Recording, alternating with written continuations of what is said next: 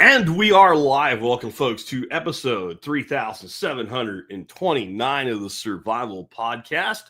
It is Wednesday, September the 10th, and my head's still somewhere over the Pacific Ocean, but I'll do my best for you. I'm excited about this episode. This was actually supposed to happen like a month ago, but one of our guys piked out. No, he actually had something come up and he couldn't be here. So I've got actually a twofer today. I've got John Pugliano, who you guys all know, and then Dillon Allen, who many of you know because he's been around the community forever. He's also a professional in the nuclear power industry, and then the nuclear industry is something that John, as a financial guy, has followed very, very closely. And we're going to talk about the resurgence and the return of nuclear energy. And there's a few different things driving it, but mainly we need it. Right? There's nothing else that will do what it does. And by the way, it's not 1965 anymore. It's 2025 and all the hysteria and hype. I mean, I grew up, I remember 3 Mile Island. Not well, but I remember it. I remember the movie The China Syndrome. I certainly remember Chernobyl and the world was going to end. I remember Fukushima and the world was going to end. I remember the hysteria around Fukushima. We were already doing the show by the time that happened, and everybody freaking out and buying iodine capsules, and Alex Jones saying that babies were going to be dying in Nebraska in a year or whatever. And none of it ever came to be. It's not that there are no concerns or worries, though, but here's the commonality in all that. First one's a movie, throw it out. The other three, these are all plants, and I'm sure Dillon will speak to this, designed by technology developed in the 50s and 60s. And I've talked to several people in the industry, and they say when you go into an active nuclear facility today, you literally walk into 1966. Like, it's 2025 outside, and you go inside, it's 1966. Turns out we've actually had advances in technology and capabilities since 1966. It's true, including in the world of nuclear energy. Like all our subs and aircraft carriers in the Navy that float all around the ocean, they're all nuclear powered. I think if we can put a nuclear device on a ship that people live on, surrounded by ocean, and do that safely, we could probably do it on land and do it a lot better than we did 60, 70 years ago. We're going to talk about that today, why it's coming back, why it needs to come back, and why this is the time, whether people want it or not. We'll do that all in just a moment. Before we do, let's go ahead and hear from our sponsors of the day. Sponsor of the day number one today is canineacademy.us, where you can learn to train yourself to train your dog. Get on over there. This is run by one of my good friends, Joel, and Joel's just an awesome dude. Our dog that we have now, Belle, our Mal Shepherd Cross, she actually came from Joel's other business, Fortress Canine. Awesome dog, awesome guy. And, the thing about training dogs is it's not really that hard. The key is the person has to not treat the dog like a person. You have to treat the dog like a dog, and that's not a bad thing at all. And you need to learn how to do that. If you get over to Joel's site, again, canineacademy.us, you can sign up for the problem-solving library for free to get a taste of it, see what it's like, check out the other courses. Check it out today, canineacademy.us. And if you would use the link on my website or the banner on my blog, I'd appreciate that because of an additional deal that I have with Joel. Next up today, Biltong USA. Hey, my payment for sponsorship just showed up yesterday in the mail from Anton at biltongusa.com. It is a box of Biltong. Really, I actually take product in return for his advertising because it's so damn good. You want to check this stuff out. I first learned about Biltong from an author named Peter Hathaway Capstick in a book that I read by him called Death in the Long Grass. And I started making it myself. That would have been back in the 90s. Anton's commercial product is the first commercial Biltong I've had that actually tastes like Biltong. I'm not saying nobody else's does. I'm saying I haven't had it. It's also very affordable for what it is. It's awesome, and it's made the right way, the authentic way, the way it's been made in South Africa for hundreds of years. He also has some other really cool stuff. The Drewwurst sausages are great. So the Calabanazi. So check out Biltong USA today. And with that, I want to bring our special guests on. And we've got John Pugliano and Dillon Allen. Welcome, guys. Thanks. Yeah, great to be on. All right, guys. I'll let you guys decide who starts. Can both of you just kind of give people a little bit about your background and how you got into what you're doing today? Age before beauty. That's John. I guess that's me. Yeah. I think most people know I'm a member of the Expert Council. Been in the prepper space, I guess, a long time. I'm prepared more than I'm a prepper. Just raised that way as a kid. Served in the military, been in the corporate world and industrial sales and development for a long time. But the last 15 years or so, I've been a professional money manager, run my own firm.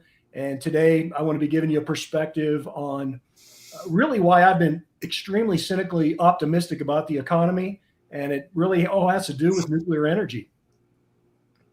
Cool. And so I'm Dillon Allen.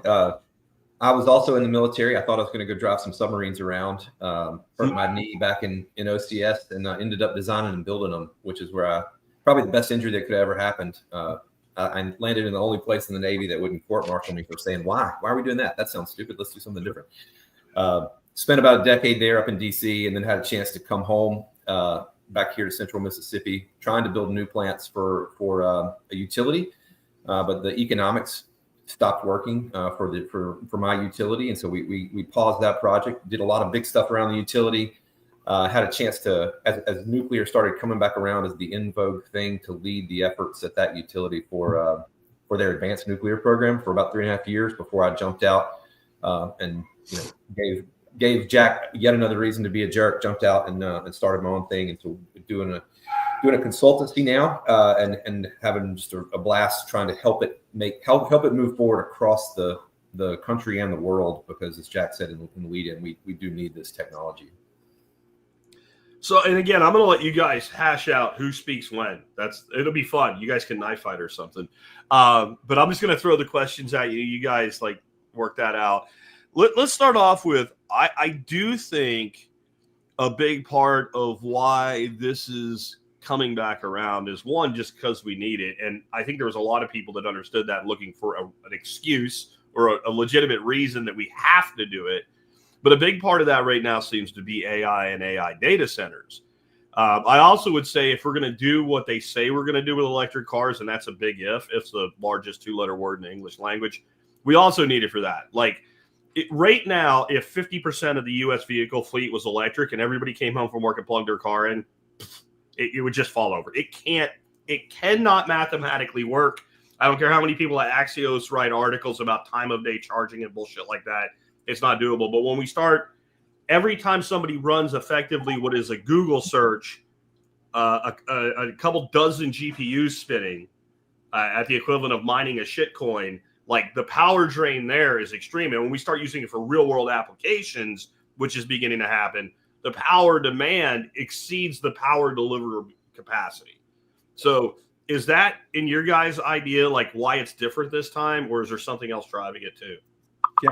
And let me jump in for a second, and then I'll let Dillon dominate on the technical side of things. Okay. And this gets back to my cynical optimism. I haven't been this excited about the economy for over a decade. And it gets back to exactly what you said, Jack, in terms of, there is no way. I mean, the bottleneck, the limiting capacity right now going forward for everything, whether it's electrification of transportation, whether it's Bitcoin mining, whether it's artificial intelligence or automation or reshoring of manufacturing, all that stuff, it is all going to happen. It is already all happening, but none of it's going to happen unless there's more power, number one. And that's why I think this time it's real. But getting back to kind of setting the stage for this whole thing, we're back to the future. You talk about going into a power plant and it being 1960s. I haven't been in a power plant like that, so I can't say. I'll defer that to Dillon. But from a financial standpoint, that's exactly right. And I think in the 1970s, our country went off track in a lot of areas, right? Societal, militarily, industrial policy. And energy policy, everything went off track. And we are, these 50 some years later, finally have a second shot, which, oftentimes you don't get. But we're actually getting a second shot to make up for one of the big errors we did, which was not to establish our nuclear power plants. I think it was 1972, 73, Nixon, as part of creating the EPA, he was trying to put in deregulation features, a lot of what Trump is talking about today to streamline nuclear power so that we could be totally energy independent. And the plan was we would have 1,000 nuclear reactors by the year 2000. That was kind of his NASA space shot. Kennedy had done go to the moon by the end of the decade. Nixon wanted to be totally nuclear self-sufficient by the end of the century. And we got about 100 reactors or so. We never got anywhere near that 1,000. But I think we got a second chance at it. And there's nothing better in terms of not only capacity of producing it, but the cleanliness. I mean, all the people that talk about global warming and climate change, if they really cared about that, they'd have been promoting nuclear energy for the last 30 years. Yeah, that I'll jump right on top of that one. So you were talking about the demand, Jack. Like if there's usually most of the places around the country, there's 10 or 15, maybe 20% margin at the peak of like the peak demand compared to what's actually available to run. So yeah, the time of use stuff, it works for a little bit, but you can't make everybody charge at night. You can incentivize them to, but they may not. And we could legit break the grid if there's too much penetration of electric vehicles and things like that.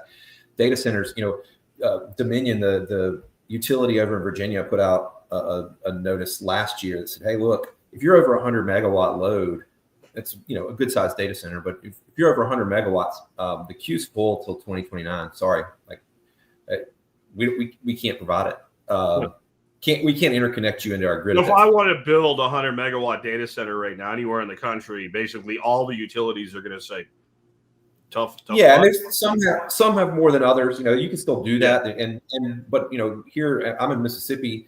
My old company serves Mississippi, Louisiana, Arkansas. They're putting in some. Meta's putting one in down the interstate about 2 or 3 hours, and Amazon's putting one in about 10 minutes away, like a $10 billion investment. But we're also like having to build new power plants. And so a data center doesn't want to run just when the sun shines, right? It wants to run, I guess we'll keep going while Jack's gone. Can y'all still hear us? Okay, cool. And I can hear you. And YouTube out there, can I get a comment? We lost a Jack. All right, cool.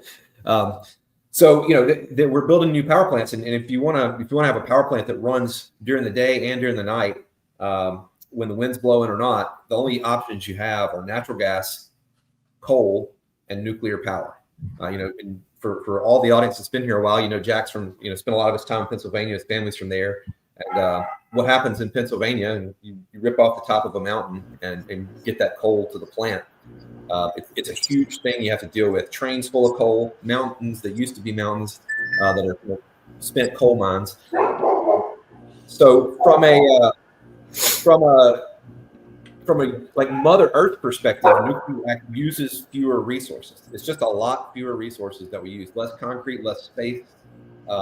You don't have to build up the transmission grid to bring other things in. So really the only two options out there, the most effective options for providing power are natural gas and nuclear. So if power demand is coming up, you're either going to build natural gas or nuclear, and you are constrained on natural gas do you have actual methane available? There's a utility that my company's been talking to. They're looking to add gigawatts of power in the next 5 to 10 years, but the current natural gas infrastructure doesn't support that, right? You have to, and so they are actively looking at building nuclear power too. It's really the only two options for 24/7 reliable power. If you discount coal, and I don't think that we're going to build coal plants again in this country or really around the developed world because there's just better options.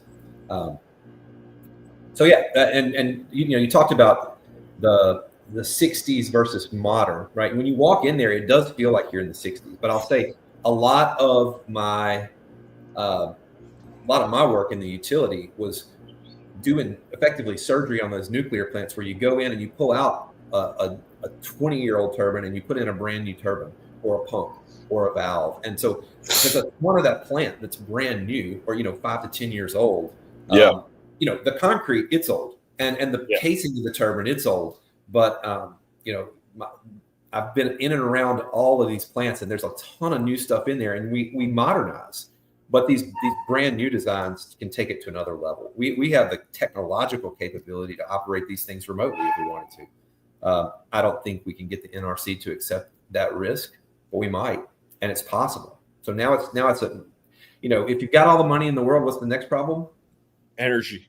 Well, government. Oh, right? yeah. Well, yeah. Yeah. I have been listening to you for a couple of years. Yeah. I mean, government's the overriding problem of everything. But when I look at resources, and I think this is probably why John's so excited, like there has never been a time when a human civilization has thrived when energy of the time, so what was available at the time, was not abundant and cheap. When you have abundant and inexpensive energy available to a society, great things happen. And when you don't, well, we tend to like stab each other and shit like that. I mean, it's just historically speaking fact. Well, and now too, right? I mean, you look around the world, the places that have the most energy abundant are the places that have the highest, for whatever they're worth, the highest GDPs, the least chance that you're going to get knifed in the back over a steak dinner. Yeah. Hey, from a government seat, but not a steak dinner. From a government standpoint, one reason I'm optimistic there too is that there's a lot of money to be made in this, right? This isn't a monopoly where ExxonMobil controlled all the fossil fuels, and so they have their lobbyists. I mean, this is a free for all for money to be made across multiple technologies. So I'm very optimistic that this is going to happen this time around. Yeah, there's a ton of different designs out there, and not all of them are going to be winners. All of them have something that they're still working through a detail. It's not easy to turn a paper idea that is a complex machine into a real thing. Somebody commented a little bit earlier about it's a great time to go into nuclear. You can become an electrician at a nuclear plant and make $100K, right? Yeah, like electricians, pipe fitters. Another thing I'm doing for work right now is a supply chain study, and one of the biggest risks and concerns is a labor force that's out there. Yeah. Welders and electricians, those are the first two, and pipe fitters, boilermakers, carpenters, laborers, right? Just moving stuff around, operators to drive cranes and equipment. There is a lot of work that is out there to be done, nuclear and otherwise, right? As we start to reshore industry here to the States, there's a great opportunity to go get to work with your hands. And my estimation too, like Optimus robots will not be doing that kind of work anytime soon. Like just from my background in telecom and things, like I've got a crew, we've got to put in 1,000 drops for this office space. That header is a double header, and we need to get a penetration through it that is out of spec. And robots can't do this, right? Like that's not. Yeah, robots can do parts of things, but they're really good. They're really good at doing repetitive tasks. Yeah. Over and over again. And we're getting better at robots that can learn things and adjust. But on the scale of are you going to be trusting a robot to move to do a one-time move of a 800 or 900 ton piece of equipment and structure, a big module that you're lifting in and setting into place with humans around it, controlling it with ropes, right? Yeah. You want that experience. So there's the kind of definition in project management. It's kind of a unique thing. It's new and one time only. There are some repetitive things you do, but the likelihood that type of work, right, that construction work is going to be taken over by the subject of John's first book is highly unlikely. Yeah, and start thinking too where the opportunities are not robots, but it's cobots, right? Cobots, yeah, I like that. Cobots. That's the next book. The cobots are coming. Yeah. The cobots are coming. Yeah. Again, like we've talked about a lot, no one's going to lose their job to a robot or to artificial intelligence. They're going to lose their job to somebody that's already using that. That's right. So think about the facial recognition stuff that makes the prepper and me nervous. All those things. Facial recognition, the ability of AI to see an image or a video and understand based on its training what's going on. There's companies out there using live imagery to say, hey, this person is not wearing a hard hat. this person isn't wearing gloves. All the things that we currently have, like people running around, like safety folks saying, "Hey, Safety inspectors, safety Bob, right? Safety so Bob, hey, Homer Simpson's out of a job. right, Homer's out." So like that kind of thing. Like, how do you apply AI and machine learning and drone technology? How do you put those things together and reduce the amount of workforce that you need to do it better? If I can use cameras and AI. There's a company that I was consulting with a year or so ago. That's what their whole shtick was like, we can replace most of the safety folks on a job site just with AI and the tech's there. Yeah. Earlier, you were talking about new tech, and about the same time, this comment came in. Every data center will have their own SMR eventually. That's, of course, small modular reactors. Now, this is one of those things, like the first time it came up in an associated video on YouTube, and I was doing some research years ago, I was like, oh my God, we're going to have one in my backyard. And then I really quickly got the feeling that, like, but no one's really building them, and they don't really do anything, and they don't really exist. And it makes me feel like an awful lot of technology that supposedly the Chinese, the Japanese, your uncle's former roommate, cousin's former roommate developed. And then they show this, like, montage of all this stuff, but it's all like AI driven or animation instead of a thing. Are these SMRs real? And are they real from a practical standpoint? Is this something that's actually coming? And if so, can you explain to people more about what they are? Yeah, so they are real, and they are becoming realer. There's a couple designs out there that are actively under construction. So GE Vernova has a project under construction in Canada, up just east of Toronto, called Darlington, the Darlington New Nuclear Project. They're building the GE reactor. They're planning to build multiples, but the first reactor is under construction. And similarly, TVA, the Tennessee Valley Authority, has applied for a construction permit to build a unit, one of the GE units in Clinch River, Tennessee, which is basically Knoxville area of East Tennessee, very near, right down the road from Oak Ridge National Laboratory, where nuclear kind of kicked off in the country. Then, TerraPower, which is funded by they always say that's Bill Gates' reactor. I mean, it was originally kind of kicked off, funded with some Gates money, but that it's a different type of design that is being built right now out in Kimmerer, Washington. They are moving dirt. X Energy is another design, different type of reactor. They have a project going on with Dow, the chemical company, to provide not just electricity but also heat for Dow's industrial processes at their facility down in Texas, near Corpus Christi, at Seadrift operations. You can look up any of those projects up. Those are real projects that are moving forward. Some of them are still on paper moving forward, but there is real money being spent to move towards towards a reactor. There's also some demonstration reactors. There's a bunch of those going on.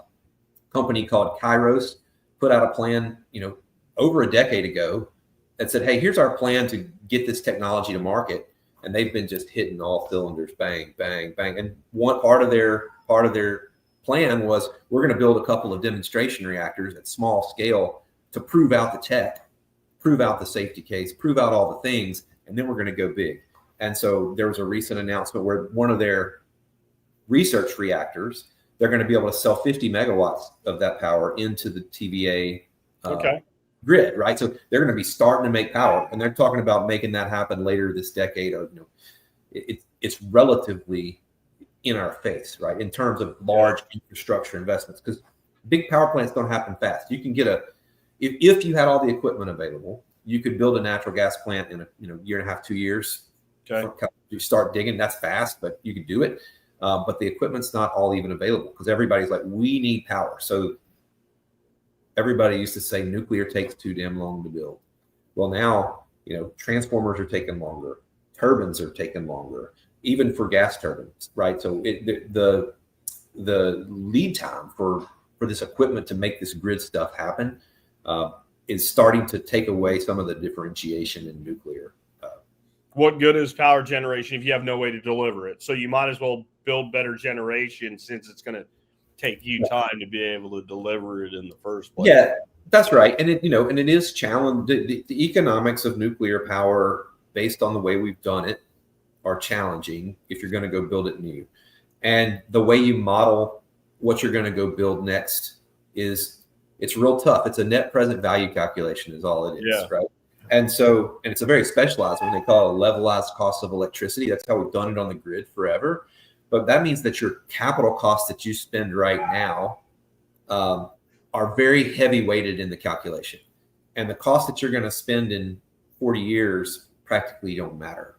So that challenges the economic modeling for nuclear, because you spend all the money now, and then your ongoing spend is significantly less than a plant that like needs a natural gas pipeline, right? To spend millions and millions of dollars a month on natural gas.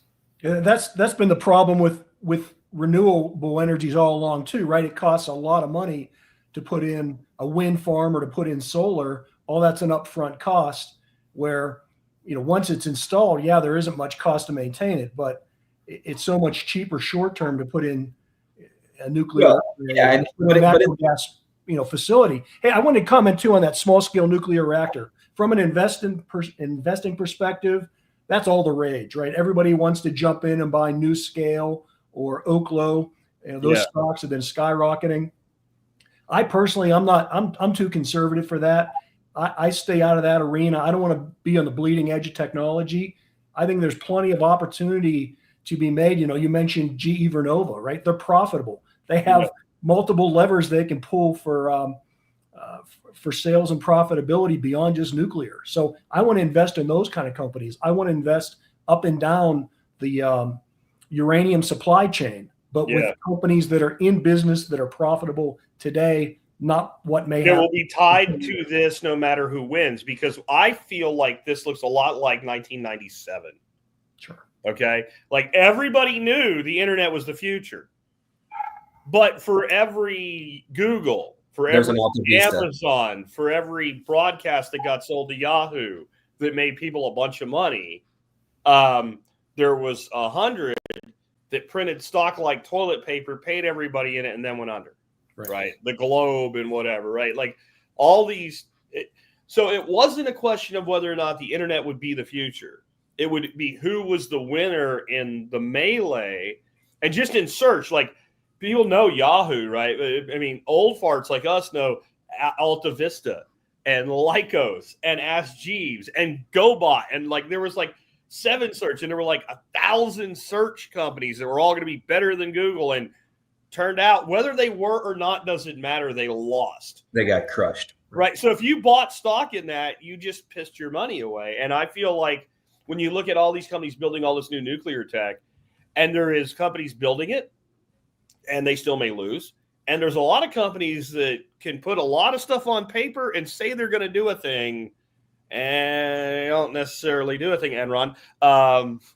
I don't even think people, like, for all of the hype Enron got, people have no idea how connected that was to the bullshit they pulled with Blockbuster.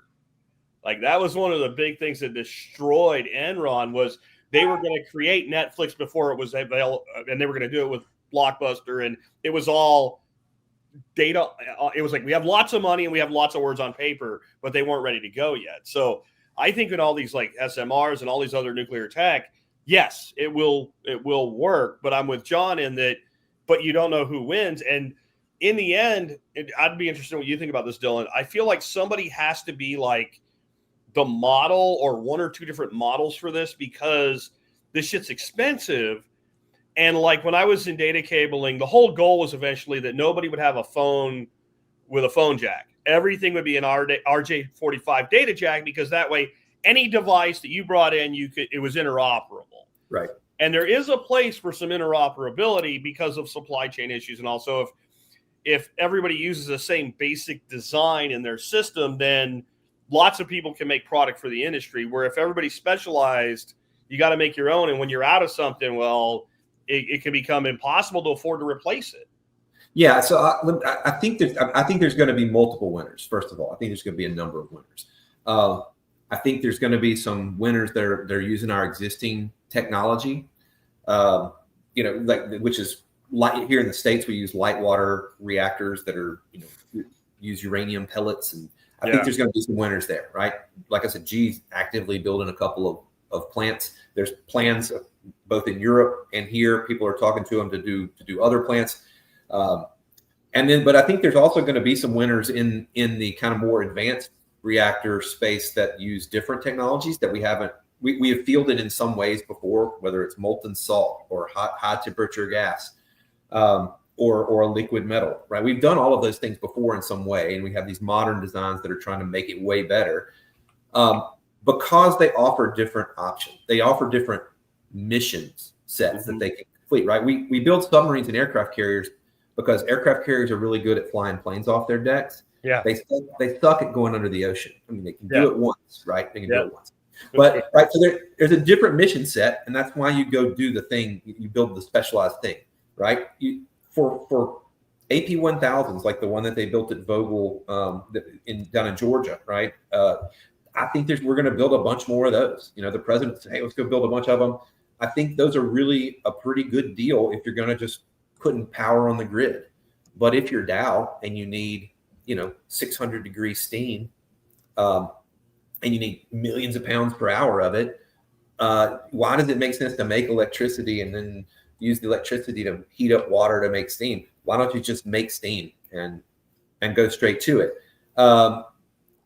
Hey, you want to make steam? Look at the advances we've made in geothermal, right? I mean, that's right. That's right. So but the point is, there's some of these advanced technologies that I think you're going to win. I doubt there's going to be 10 molten salt reactor designers that's what I'm saying, right? Like, and so I know this is much lower tech, but like if you go back to the 80s, was it Betamax or DVD? Or Betamax or VHS? That's all that, right? And there's no doubt Betamax was better, but who won? Right. And I wonder if who wins, whatever that means, may have something to do with what I call the Kyle and Karen conundrum, right? Which is we also have to sell people on the fact that like it's okay that this is near you, right? Yeah. People don't understand transmission. Why can't we just put it like way out in the middle of the desert? Because if you were trying to sell your chances, you should have no opinion about electricity. I'm just saying, alternative or otherwise. If you don't know the most basics of electrical requirements, you don't get to talk about this. But here's what gets me. Like I mentioned, like the aircraft carriers and the submarines. Most of these people that would be, chanting and holding a sign up, not near my children or whatever.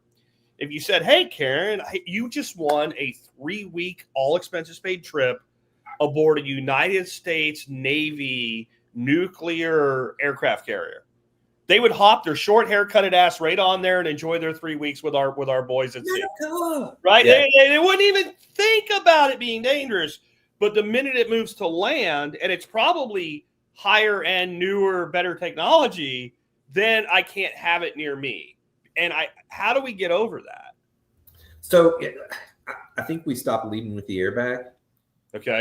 If you were trying to sell your Challenger, you wouldn't say this thing has an amazing airbag and seatbelts.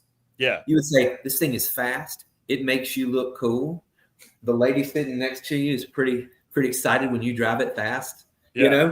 That's how you sell the car. And you say, "Oh, by the way, it's got great seatbelts and airbag. If you crash it going 160."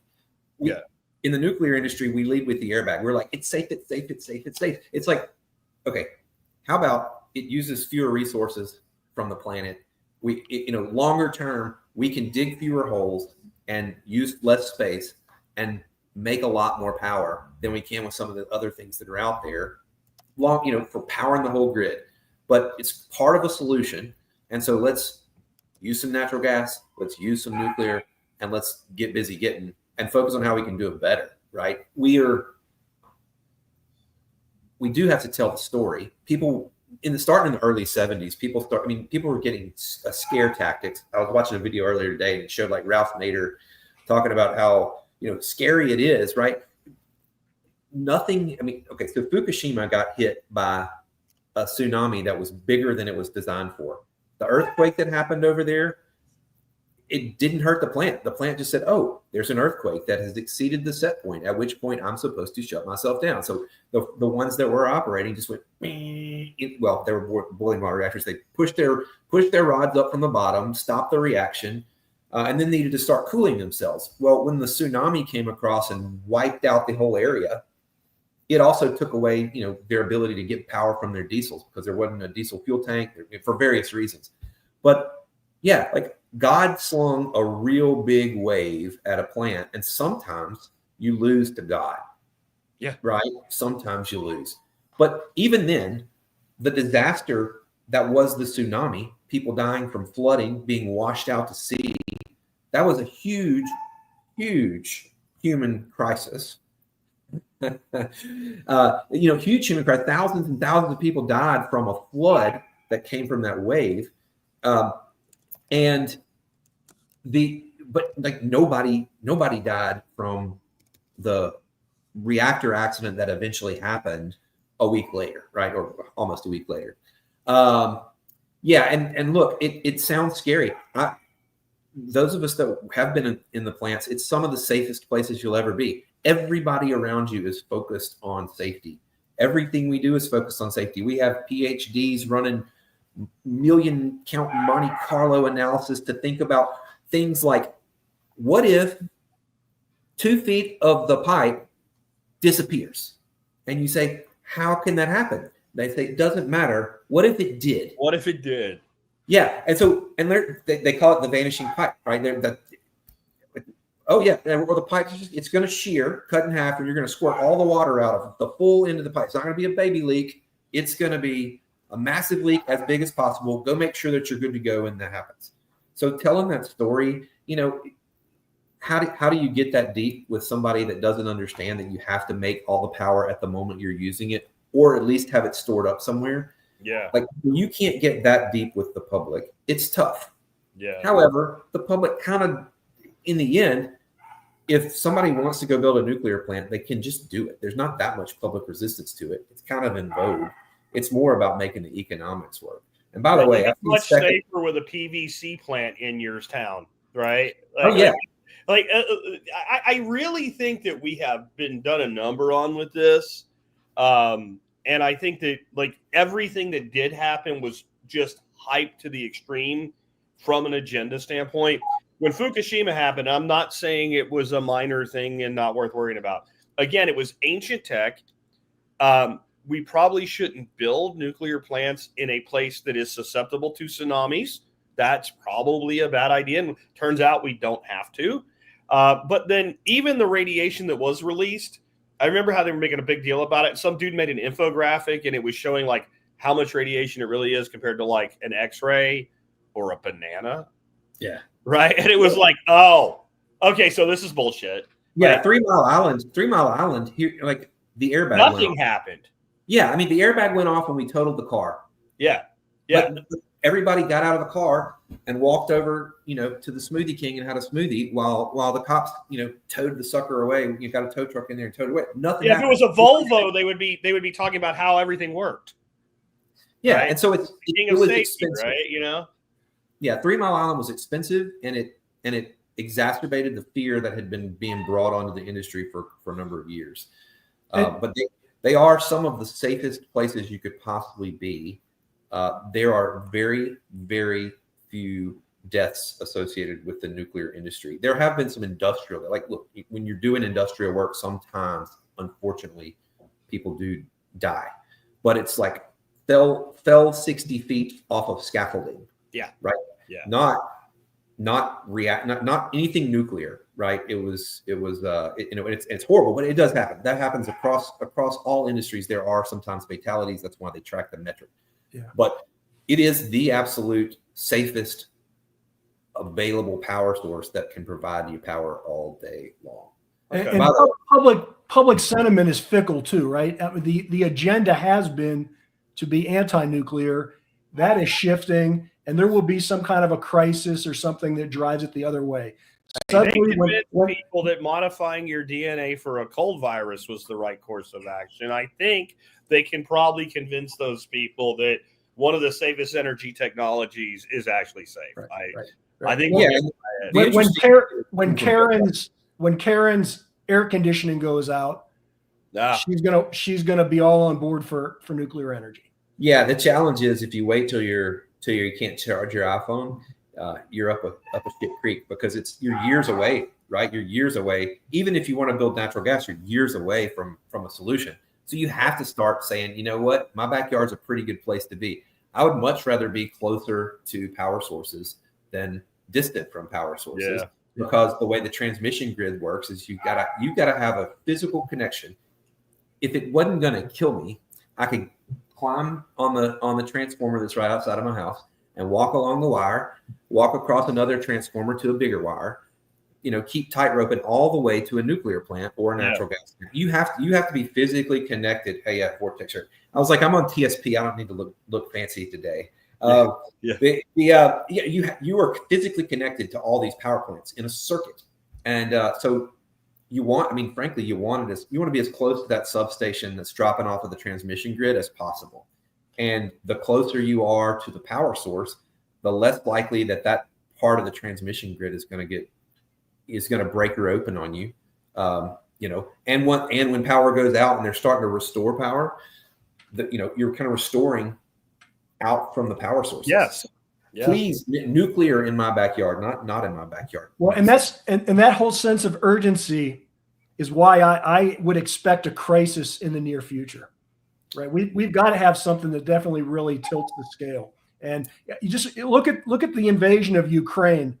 Prior to 2022, Germany was the most woke, relying on solar and wind power, and wasn't going to burn coal. They were going to get rid of carbon free by 2033 cars. Right? They had been kumbaya with the Russians for 20 years, 25 years. Yeah. The day Ukraine gets invaded, they start digging for coal. They built 3 offshore liquefied natural gas terminals in less than 10 months, right? You can't build a doghouse in Germany in 10 years because of all the permitting and bureaucracy, right? They made it happen. And that's what's going to happen. I'm convinced that we're going to see some kind of an event, whatever it is, and it's really going to spur this need. And again, it won't be nuclear overnight. It's going to be natural gas first. Yeah. That's the logical conclusion. That's why, as an investor too, I want to own a lot of natural gas. Well, we have plenty of it here in Texas. I mean, we have. Yeah, the trick is getting it out of the Permian, right? I mean, there's only so many pipelines. To John's point, how long does it take to build a pipeline? Can you get it permitted? Can you, they got the gas in the Permian. They want to burn it in Houston. And remember, I'm a how do I say this nicely? I'm not altruistic looking at what's best for society. I'm looking at how does John make money. Oh, I get it. And to be fair, like what we're talking about here is they don't care about the temperature of water in your pool, but they care about the temperature of the water in their pool. Right. And as they start to see this hurting them, all of a sudden their nonsensical woke agendas about windmills that we have to take the blades off of every 5 years and bury in the ground because nobody can figure out what to do with a giant hunk of fiberglass. That's, by the way, there's a fortune in that. They grind them up. Figure out something useful to do with those things. One of the things they do, Jack, is they grind them up and burn them in concrete plants. And so to reduce the CO2, you go build a wind turbine. And then when you're done with it, you grind it up and you put it in a furnace and burn it. See, when you said concrete, I thought you were going to say they grind it up and make fiberglass-crete. That's what they add the fiberglass into concrete. They take it to a concrete plant and burn it. Oh, Siemens Energy. They burn it. See, I was thinking more like grind it up and put it as a lightweight concrete. Like maybe that would be useful. Like somebody's got to figure something to do with that's like environmentally friendly or so. But let's keep on the subject. Like a lot of these projects are like first of kind. And there's a lot of risk with that. Can you guys talk about, Dillon from a technical standpoint and John from a monetary standpoint? How do we get out there? Because I've been hearing about shit like thorium forever, and it seems like another one of those. It's like if it shuts off, it just shuts down, and nothing bad happens, and it's all it's like running off of petunia farts or something. But where are they? So now we're talking about even like things that weren't even thought about when we were talking about thorium 20 years ago. And how do we bridge that gap from a risk and standpoint, from a financial standpoint? Well, and look, that is a question that we are trying to actively solve in the industry. Look, if there's one thing the government is good at, it's at taking risk with other people's money, but taking risk, right? They built the nuclear industry to start with. That's what happened. They started doing all the enrichment. They started, plants like Shippingport. They said, this is how we're going to do it. And then they slowly transitioned that to private industry, and private industry kind of took the lead in the late 50s and 60s.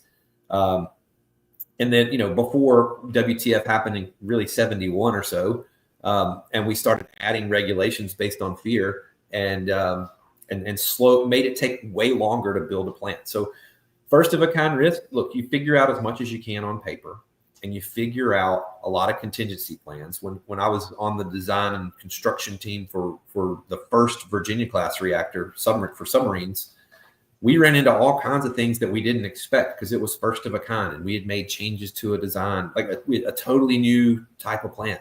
You run into stuff, and you end up spending your Valentine's night trying to figure out a technical problem that comes. And so you work hard and you work fast, and we still have that capability, but you do the best you can on paper, and then you come back at it and crush it, working 7 days a week when you have to solve those problems that happen. So, and by the way, I see a couple of y'all out there in the nuclear industry. Feel free to, I think my contact information will be in the show notes group. Please reach out. Love to make connections. Yeah, definitely. All the stuff that we talked about, all the stuff they gave me anyway, will be in the audio notes on the other side. And on that, while we're talking here, there's all kinds of tomfoolery going on in the video today that you guys had outweigh. It's like 100 to 1 on the audio only side. You're missing it. You might want to come by and see this video. There's some fun being had with people today. John, do you have anything to add from an economic side of that? Well, from a big picture, from a risk standpoint, be prepared to see a lot more government intervention and government risk sharing, right? And not just in nuclear, across the board. We just in the last couple of weeks saw the government take a 10% stake in Intel, right? They've gone to companies like NVIDIA and said, if you want to sell chips to China, great, but you're going to pay us a 15% surcharge on it. So there's going to be a lot of government intervention. This again, we're in a whole different era of the economy. Industrial policy is going to be a big part of it. So a lot of this risk that is going to happen, I think, is going to be made public and shared among taxpayers and such. From an investing side, again, I'm not going to go out and buy NuScale or some of these other companies because I think it's too risky. I mean, there's too much money to be made in the day-to-day products. Jack, you think back in your days with Fluke, I think they're owned now by Flex. Those companies are readily available. Think of all the interconnections, whether it's fiber optics or circuit boards or just regular old, copper connections that need to be made. Companies like Eaton or Honeywell or, we already mentioned GE Vernova. Vertiv, that's just building Siemens Energy. I saw somebody Lily Farms Food in the YouTube feed said, I work for Siemens Energy. Look, their gas business is blowing up, just like GE Vernova's, right? They're selling every turbine they can make. They're selling every transformer they can make. Everything. They're making it rain, but they're getting to the, hey, you have to get in line to buy a thing. It's not, which is kind of what I was talking about before about not being altruistic. This bottleneck in energy means that there's a lot of money to be made up and down the supply system because these big hyperscalers need power. These industrial companies we've got industrial construction that is running at 3 or 4 times the rate that it has been for the previous 1 to 2 decades before the pandemic, right? Yeah. We're talking hundreds of billions of dollars building new factories, and not just data centers, but just factories, manufacturing things. That all takes power. Where are the jobs? Those people are going to pay for your end, right? Like we're building all this shit, and like unemployment's going up, and the job. Of course, it's being spun that Trump did it, but like apparently, like they lied about 900,000 jobs under Biden being created that weren't there. And you start backing those out, the economy doesn't look as robust as it supposedly was and no one ever believed it. So if all this is like running max tilt, why aren't more people working? Jack, you mentioned before about electricians and welders, right? Yeah. I don't know any of those guys that aren't unemployed, right? Yeah, I agree. I know a lot of baristas and English historians or whatever, Shakespeare Southeast majors. Swahili dialect studies. I don't know anybody that has a skill that's unemployed or unemployed for long, right? Yeah. Obviously there's transitions, but even the coders and the programmers, and a lot of them are getting laid off, but the ones that are good are getting picked up. And there is a thriving economy out there. And again, getting back to the stock market, you say, well, I'm not an electrician. Well, you can buy stock in companies that are related to that. You're not a welder. You can buy Lincoln Electric, right? They make the top of the line welding equipment in the world, right? You can participate in these things even if that's not your skill set. But if you're young enough to be able to retrain or starting a career, do that. Go do it. Whether it's quote blue collar or not, get a technical degree and skill. And I mean, the other side is I can import all the coders, programmers, developers, personal assistants, coffee schleppers I want out of like Mumbai, right? Yeah, and I can't really import a whole bunch of skilled pipe fitters from Mumbai or skilled welders or skilled electricians from India, right? Like, so all this H-1B visa crap and all that is taking U.S. jobs, I'll grant it that, but the jobs that are in demand are not really, in my opinion, affected unless I'm missing something. Well, we could import that labor if we chose to. And we will when we need it, right? That's another side of it. So that's what the Emiratis in the United Arab Emirates, right? They just built over the last about decade, built 4 new nuclear units, first nuclear units in the Middle East, on like large power reactors in a long time, outside of kind of like Iran, right? So they brought in tons of labor, Filipinos, Indians, Pakistanis, they people from around the world, Americans, Canadians. It was like Epcot Center, over in Baraka. And it was effective. They were like, we don't have all of this capability we don't want to build up this capability as a nation. We want to build up the engineering. We want to build up this, but like, hey, just bring in the labor, build it, and then they can go. Okay. And it's been very successful. We could do that, but we have enough people in this country that we can adequately staff projects that need to get built. See, I'm skeptical when I hear that because I think back to like my contracting days with MCI, and I remember this one project we were on. And we put in something like, there was like 4 of us, and we put in something like 300 pair cables and wire wrapped. And we did all this work in one night, rack run back. And at the same time, there was another group of contractors on the other side of the terminal. And I don't know if they were Chinese or whatever. They were Asian. And there was like 12 of them. And they looked like ants. They were everywhere working their ass off for like the whole shift. And they left about an hour before we did. And we're like, they must have done a lot of shit because there's like 3 times we went over. They ran 2 cables, and not 300 pair either. Like two 25 pair cables, and they didn't even terminate them. And 12 people worked for 8 hours to run 2 cables, and they all look busy. And I just wonder about that kind of import labor. I don't mean to be. I think that's going to depend. I just don't know that I trust that labor to be as good as we're told it is. Think of this in terms of immigration too, though. Over the last 50 years, we've had a very bifurcated immigration policy. Yeah. At the very high end, we brought in the doctors from India. Yeah. And at the very low end, we brought in the Guatemalan fast food workers, right? Yeah. Yeah. Nobody in the middle, or virtually nobody in the middle. I think going forward, that immigration is going to be the middle, right? We're gonna bring in the welders and the rigging guys. There are skilled labor all around the world. We used to call it a brain drain, right? When the smart people come in from other countries, I think we're gonna have a skilled labor drain where people want to come in from Europe, people want to come in from Asia that have skills. And the advantage to our economy is we won't have to train them. They will be They will be skilled, and they won't be. They're not coming in. They're not coming in to get welfare, right? They're coming in to work. And that'll be the key too. And our skill, really, if you're coming with the skill already, and that's we're going to need people. But again, I think there's huge opportunity for young folks. I couldn't convince my middle was on the fence about maybe going and doing welding, going electrical. He's going into construction. He's going to learn how to schedule, how to build. He'll learn how to weld. He'll learn how to do electrical.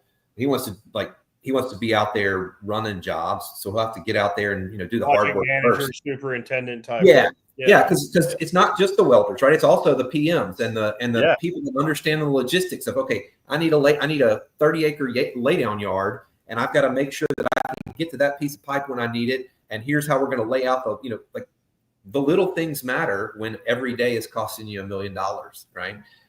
You really need to make that a dance of an industrial ballet, and so people that work with their hands, people that understand that work with their hands, that can help choreograph that ballet, and then finance folks that can understand how to help us get it paid for. Because don't give that task to an engineer. We will. It's not our thing, right? But the finance side is equally important to figure out how we most effectively pay for, what is a not inexpensive project. A $1 billion asset, multi-billion dollar asset. It's a thing you've really got to focus on the finance side as well. So on that, even just with conventional power, there's been major cost overruns. This is lots of money. Developing any of this stuff is extremely expensive. It makes me think of the time in my life where I was working with cellular carriers, and all we were doing, we were using algorithms and AI back in the early 2000s. And what we were doing is helping them figure out where they could simply not spend the money this year, just CapEx, deferrals, was huge for them. So this is way more money than that.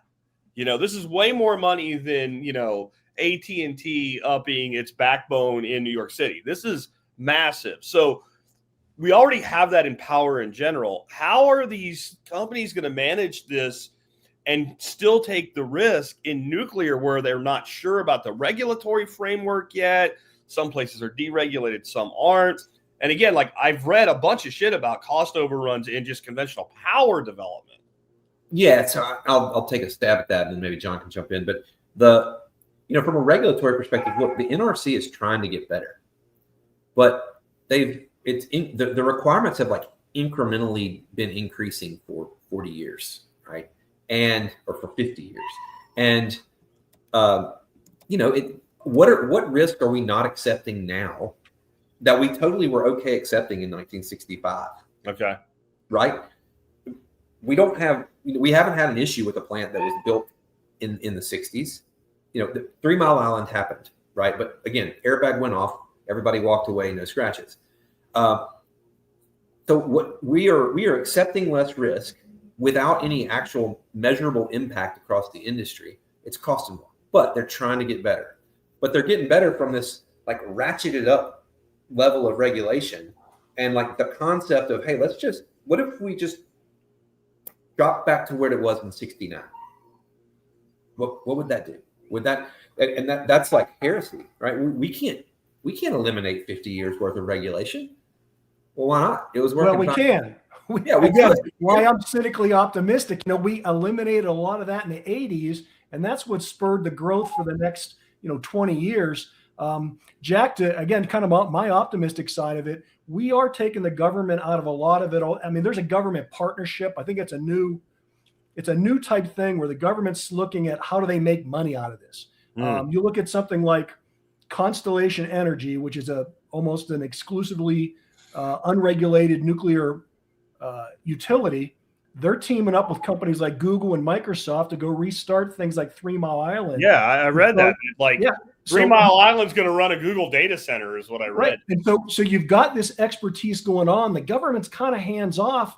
And then you look at things like what can get done. What has Elon Musk gotten done with SpaceX that NASA hasn't done in 60 years? Right. I mean, it can happen if there are some companies there are some companies out there that some of the folks said, hey, Elon, let's go build a reactor. And he's like, nope. And they said, okay, see ya. We're going to go build a reactor. And so a company called Radiant Nuclear they're building a microreactor, and they're like, hey, we're gonna build this little microreactor. It's going to be a megawatt, and our goal is to compete with diesel generators at $8 a gallon of diesel. Well, I don't have $8 a gallon diesel here in Mississippi, but they sure do on the North Slope of Alaska. They sure do in a lot of places. And so if you can go drop in an asset that runs for 7 years, they ship it to you ready to run, you turn it on, you build a little concrete structure around one end of it, and then you run it for 7 years, and then you move it. They're going to build their first reactor. They've been building test units. They're looking to start up their first reactor in the next year or so up in Idaho.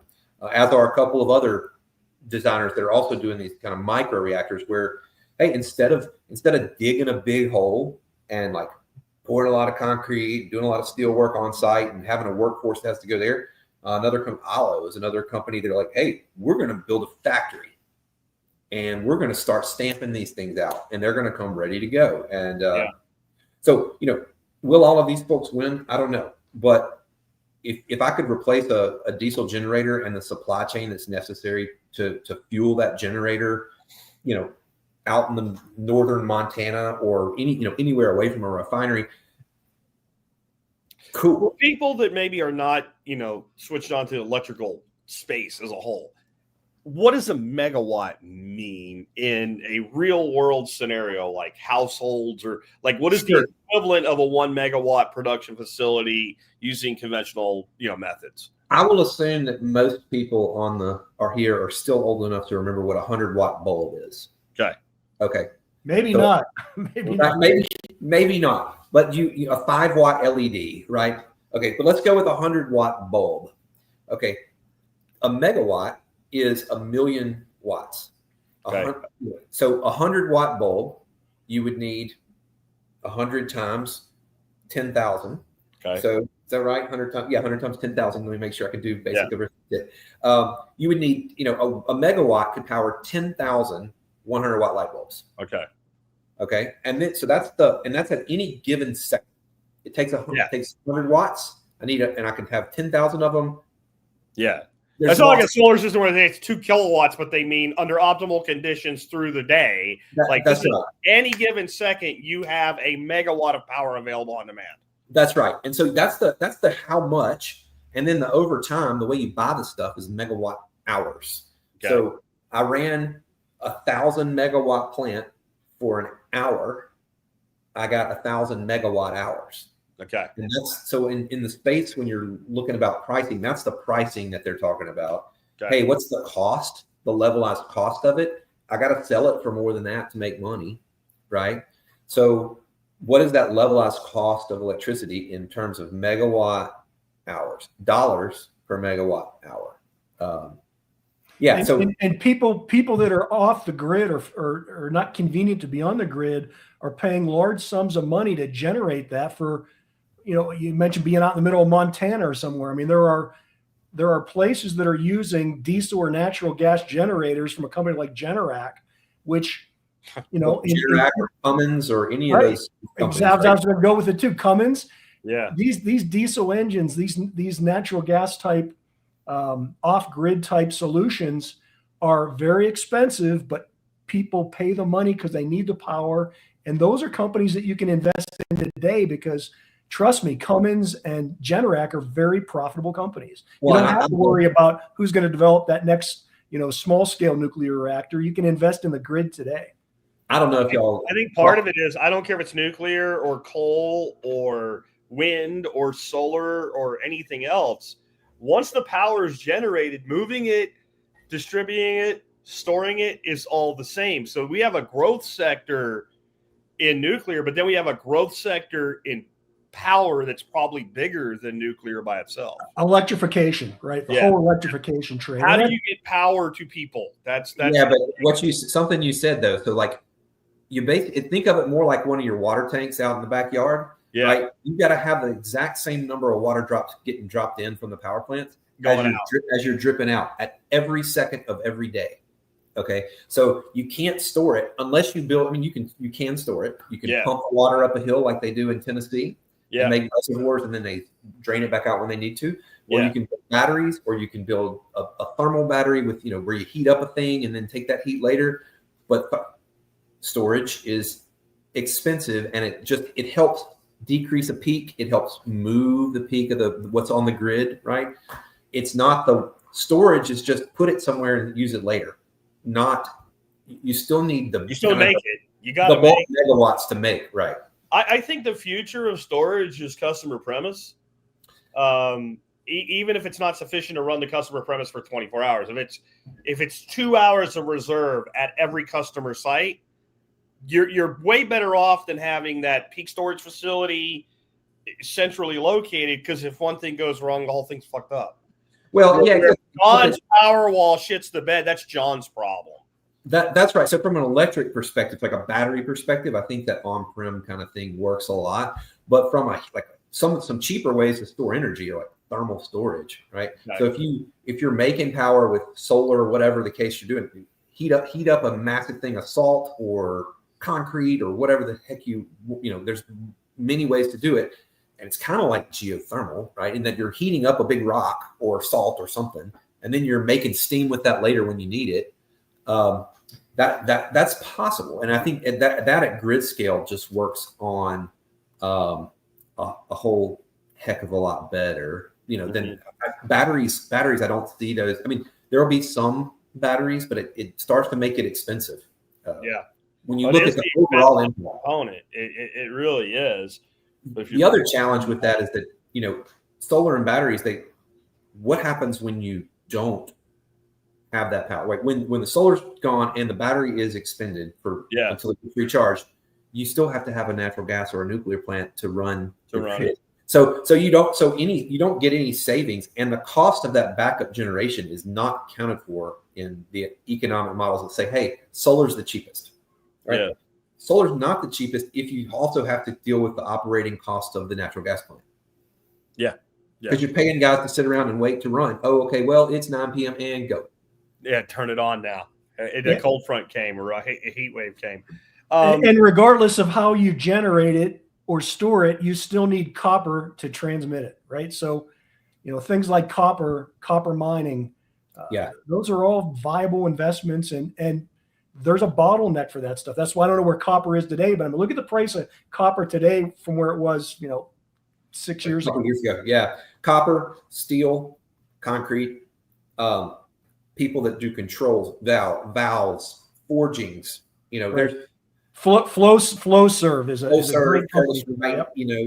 Yep. Crane, Crane's private, I think, but you're getting on that, all the HVAC guys, right? Whether it's Train or I can't think of all the names right now, but right, HVAC, because all this stuff needs cooled, whether it's a data center, an industrial facility, electrical generation, we got to cool this stuff. So that's another great career field, by the way. We talked about welders and electricians. HVAC, they're printing money. And those guys, watch this too. Your local HVAC guy probably isn't there anymore. Remember how you used to go to a local doctor or a local dentist, and then these insurance companies came in and bought them all out? Wall Street's latest craze is going in and buying HVAC little mom and pop shops, and you kind of making like a rolling them into a conglomerate, chain kind of a deal. Yep, the Walmartization of everything, basically. Yep. Like, I can tell you, my pediatrician when I was a kid was named Dr. Carrier, right? And I didn't go to the doctor much, but I know his name. I can I'm sure time has distorted it, but I can kind of see his face and what he looked like. I would bet most people under 30 today couldn't tell you who their pediatrician was by name, right? Because it's just whatever doctor was there that day. And I think that is happening everywhere. John, though, I hear what you're saying about, like, from a investor standpoint at our level, like investing in the space, not the company. I get that. But we're also talking about nuclear. So at some point, all these utilities, these boards, et cetera, have to decide, like, yeah, we're going to go with nuclear on this project or whatever.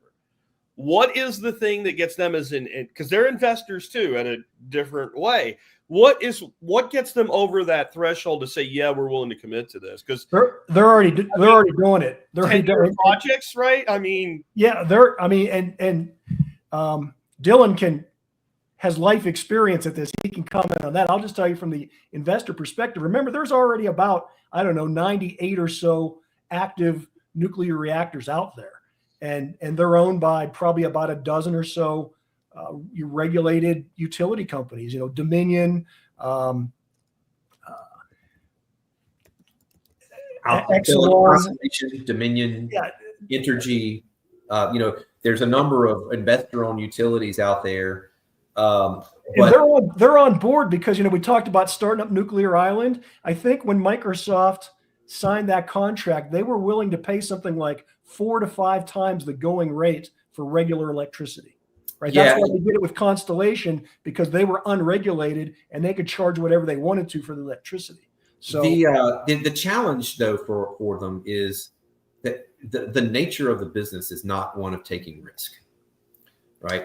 It's a very risk averse industry, right? Never be first, never break from the herd. Yeah, absolutely. Yes, they do. Now I understand. Yeah, no, Microsoft is hugely behind it because look, whether or not you believe carbon dioxide is bad for the planet, they do. And they have a lot of money. Well, they also have a huge carbon credit scheme that they created. No, that's right. That's right. I mean, I've talked about this in unrelated but related, in that they have an open bid right now for more biochar than exists. And there's nothing for them to do with it other than write it off as a carbon. Like, they're buying it and giving it to like poor farmers and shit, not because they care, but because they built a system to be gamed that way. So they're gaming it for nuclear. Okay. Yeah, but they game it for everything, right? I've been to a geothermal site here in Utah that Google's a big investor in, and I'm not sure. I mean, it's geothermal, but by the time you add in all the other stuff they have to do, I'm not so sure it's any better for the environment. But they're getting credit for it, and and on that very site, just down the road a little bit, Berkshire Hathaway, Warren Buffett's company, has had a facility operating there for like 35 years. So I mean, this stuff is there. It just hasn't been mainstream yet. But we're bringing it on because we just have a demand. We have an insatiable demand for energy. Insatiable demand. Yeah. And the challenge with the utilities is who's going to break from the herd first. Yeah. Because nobody gets fired for doing whatever all the other utilities do. Like, nobody gets fired for that. The way you get fired is you take a bet and go out and be first and run into first of a kind problems that cost more than you expected, and start challenging earnings 5 years out. That's how you get fired. And that's where like an Elon Musk or one of those kind of guys come in and do it, right? They just or Gates, right? Gates with TerraPower, right? And there are a couple of these companies that are funded effectively by somebody with a lot of money that said this is the right thing to do, and they're willing to take that risk. They think it'll pay off long term. Everybody says, "Oh, that's the Bill Gates reactor, the TerraPower thing." I mean, it's not Bill Gates directly, but there's some people are taking risk to go do things in a new and different way. And what risk is being rewarded, though? I mean, you look at NVIDIA, right? When I wrote my book in 2016 about robots, I mentioned NVIDIA in the book. Yeah. NVIDIA then, I don't know, maybe it was a $2 billion company. Like, what's it now, $2 trillion? The money is being made, right? People are paying amounts that you would have never believed. 7 years ago, NVIDIA was gaming, right? It was about and now rapid processes for gaming, and they talked about maybe we're going to get into autonomous vehicles. No one imagined then how big this data center artificial intelligence push would be, and literally, I mean, they've become the largest money. They are printing money. Yeah, or at least in the largest company on the stock exchange. So it's a crazy time to be in this space. We are trying to keep our heads about us and continue to focus on doing it well and in the way that it's been done for the last really going on 70 years, 80 years now of nuclear power. But we're also not used to like rah. There seems to be a more palpable and real excitement now with Google putting money behind it, Amazon putting money behind it. Amazon has invested money for X Energy. Amazon has invested in X Energy. Microsoft is buying up existing nuclear megawatts from people like Constellation, but also looking at backing SMRs and other projects. Microsoft, Amazon, Google. The biggest money in the world is Facebook just did that big deal. It's not exclusively nuclear, but that big deal with the natural gas guys up in Pennsylvania. I mean, that's right. Again, it's real, and this we may, I don't know if we're going down this rabbit hole or not, but the other thing that's going to drive this is if we don't do it, we're getting that second chance to do something that we missed in the 70s. If we don't do it, what's China going to do? Right? They not what are they going to do? What are they doing? What are they doing? They are doing right now. They're building plants on schedule. Right, they're doing it right now. I know, Jack, you are a lover of thorium. I love the idea of thorium. It's awesome. There are a lot of reasons I don't think we're going to do that here in the States. Okay. If y'all want to know what a thorium reactor is, go look up Kirk Sorensen. He's a great thorium teacher. He's some old school teaching people in a basement about thorium. But the point is, the fuel cycle for thorium would have to be established from a supply chain perspective. It is not well supported. And so I think we're going to stick with uranium, but there's a lot of things we can do there too. And there's more uranium than we need. It's not a limiting constraint. We don't have to buy it from Nigeria. Well, we are buying it. We're buying it from Kazakhstan. We're buying it from Canada. We're buying it from Australia. We used to buy a lot of it from Russia. We apparently don't like that now, but we might again like it in the future. Apparently in 2040, we can like it again because the ban stops in 2040. So that's a convenient date when I think about how, so how much is our supply chain in the States going to invest billions of dollars to go create enrichment capacity if the ban ends in 2040, right? But we need it before then. We need that investment to happen. But if you're hey, we're going to start taking enriched uranium again. And that's with that industrial policy, though. That is where I think we are going to keep a core competency in things. We've lost our way since the 70s, where we hollowed out too much of that, and I think we are going to see legislation where either the government does it directly, or like Trump's talking about now with the Japanese money coming in, we're gonna make some basic pharmaceutical facilities again.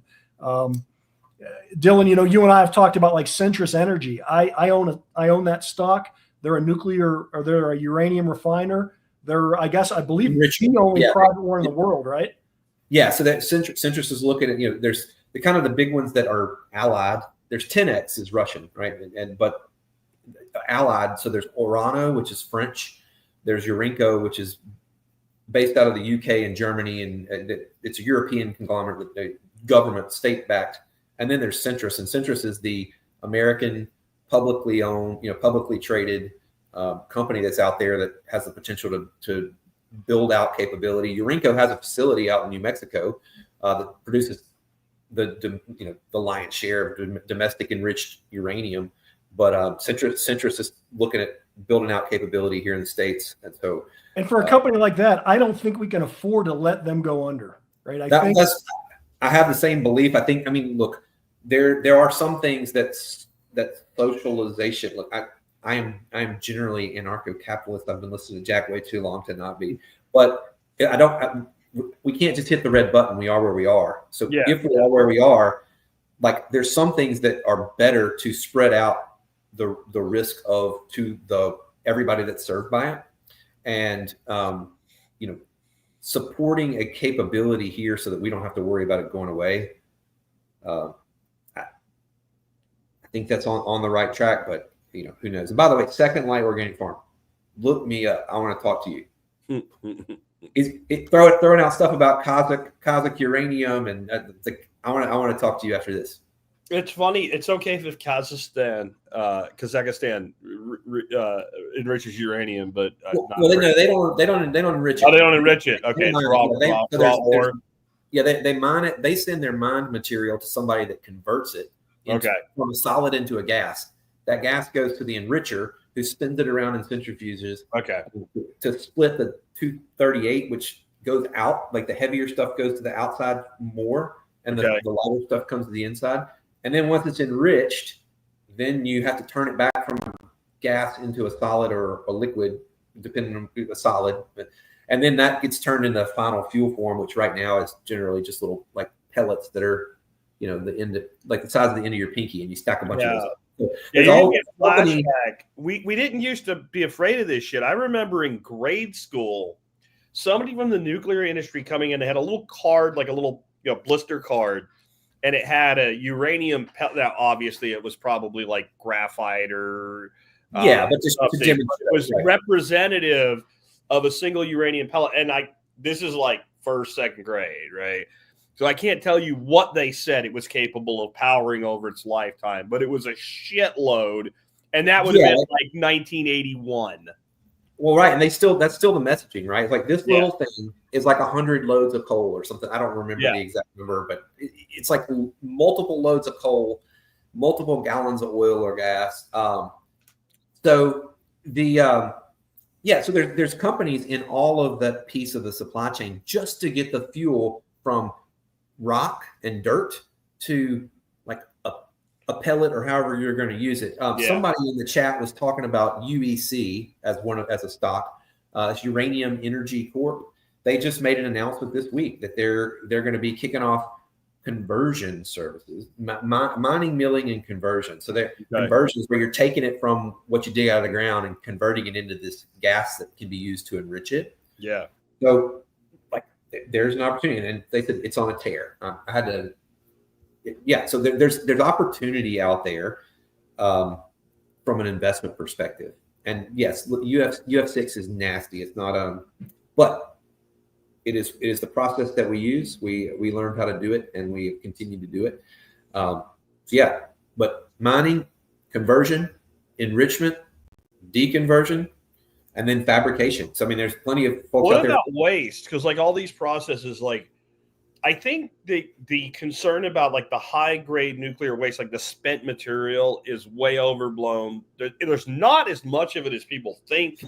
We have ways to deal with that, but one of the things that the antagonist against this will say is, what about all the low level waste in the middle, like all the stuff, all that shit you just talked about? All of this produces certain waste products that need to be dealt with. Like that's a concern people have. And unlike the nuclear plant's going to melt and go to China, like, okay, that's probably got some legitimacy to it. How do we manage that? So there's not that much waste. Okay. There's really not. So all of the spent nuclear, I'll go with spent nuclear fuel first. And actually, no, I'll go there second. Because first, right down the road from John, in Clive, Utah, there's a disposal facility that owned by a company called Energy Solutions. They're private, so you can't go invest in them, but Energy Solutions has this facility. A lot of the waste goes there, and there's really only one kind of major competitor. There's a couple of sites around the country. There's Clive.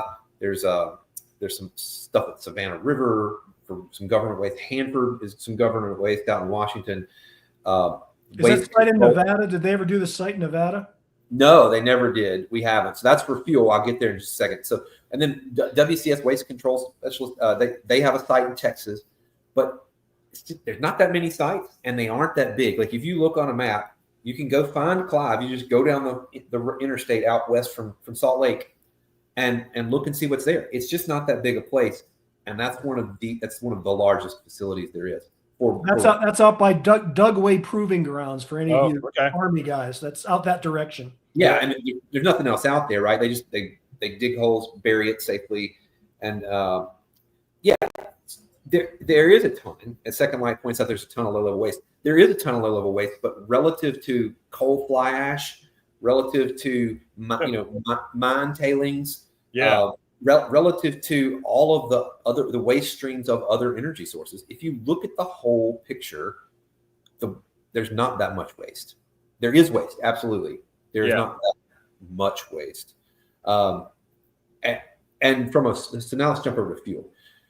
We don't call fuel nuclear waste for a reason, right? We used to recycle. The French currently recycle it.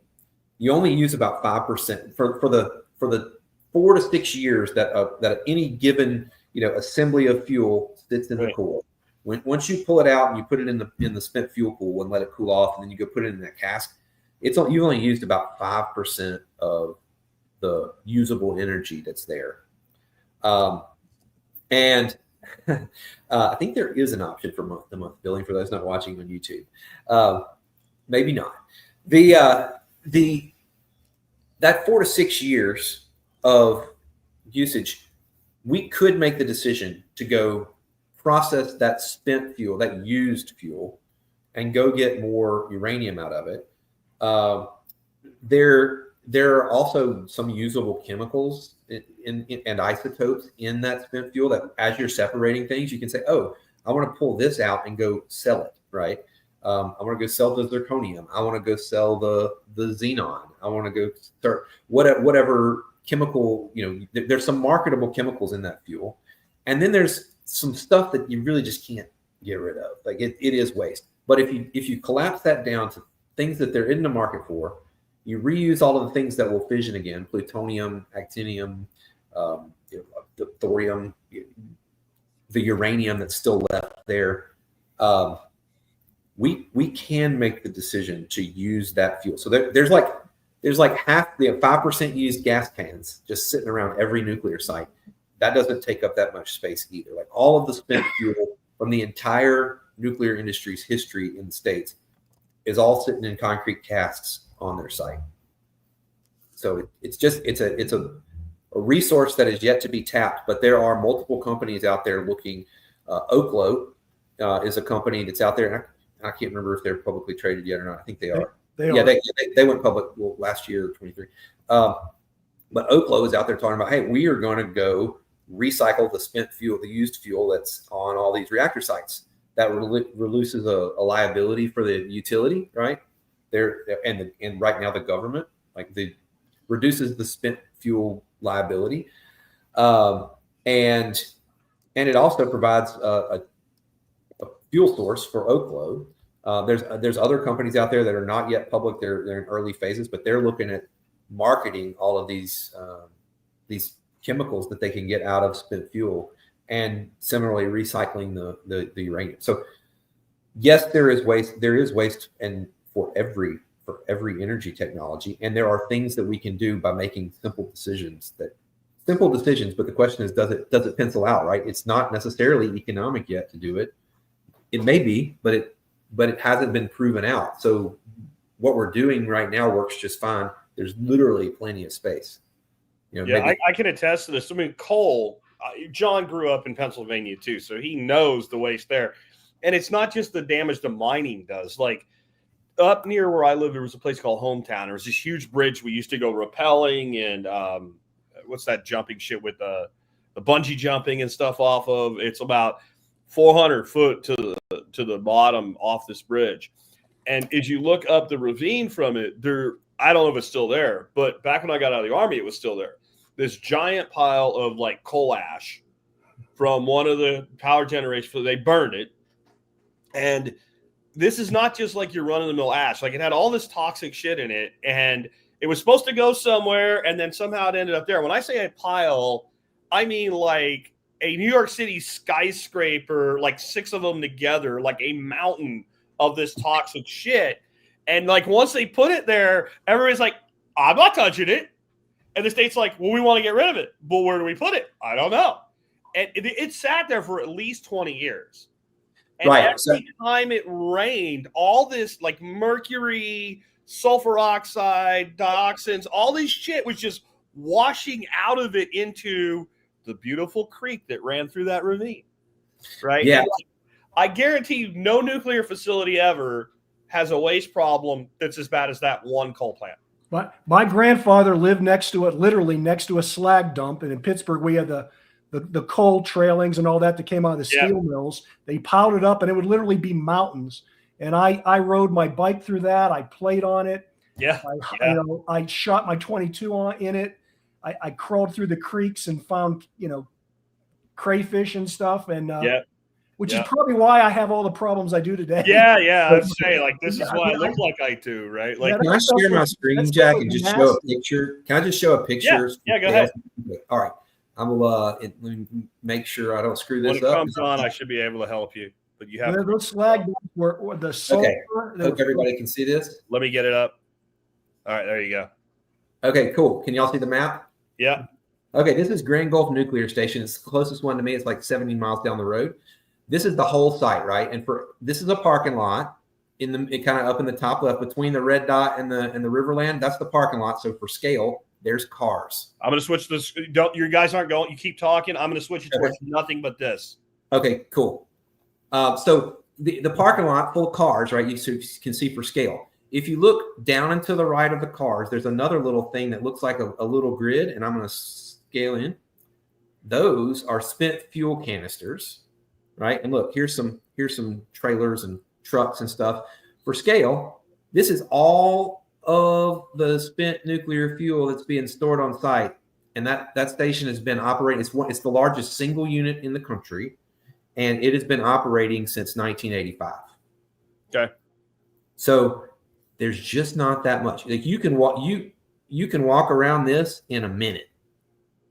Right? It's like here's a little warehouse. It's just there. This is not spent fuel is not a problem. What about the person that says this is a terrorist risk or some shit? I mean, okay, yeah. So they're gonna get in there and scoop it up and shoot it at you with a slingshot or something. I don't know. So what I would say is, you try picking it up. Now you can go stand right beside that big concrete vessel. You can. There's a model named Isabel. She's isodope on social media. Okay. That the location that's Port Gibson, Mississippi. Okay. Is where that was. But you can if you look on any nuclear plant, that little what you see when you see that little grid, that's where they're storing their spent fuel. Okay. You can't move the thing without a massive crane. Okay. And when they do move, it doesn't move fast. Okay. It moves real slow. And you could move it fast, but you'd need a way bigger crane.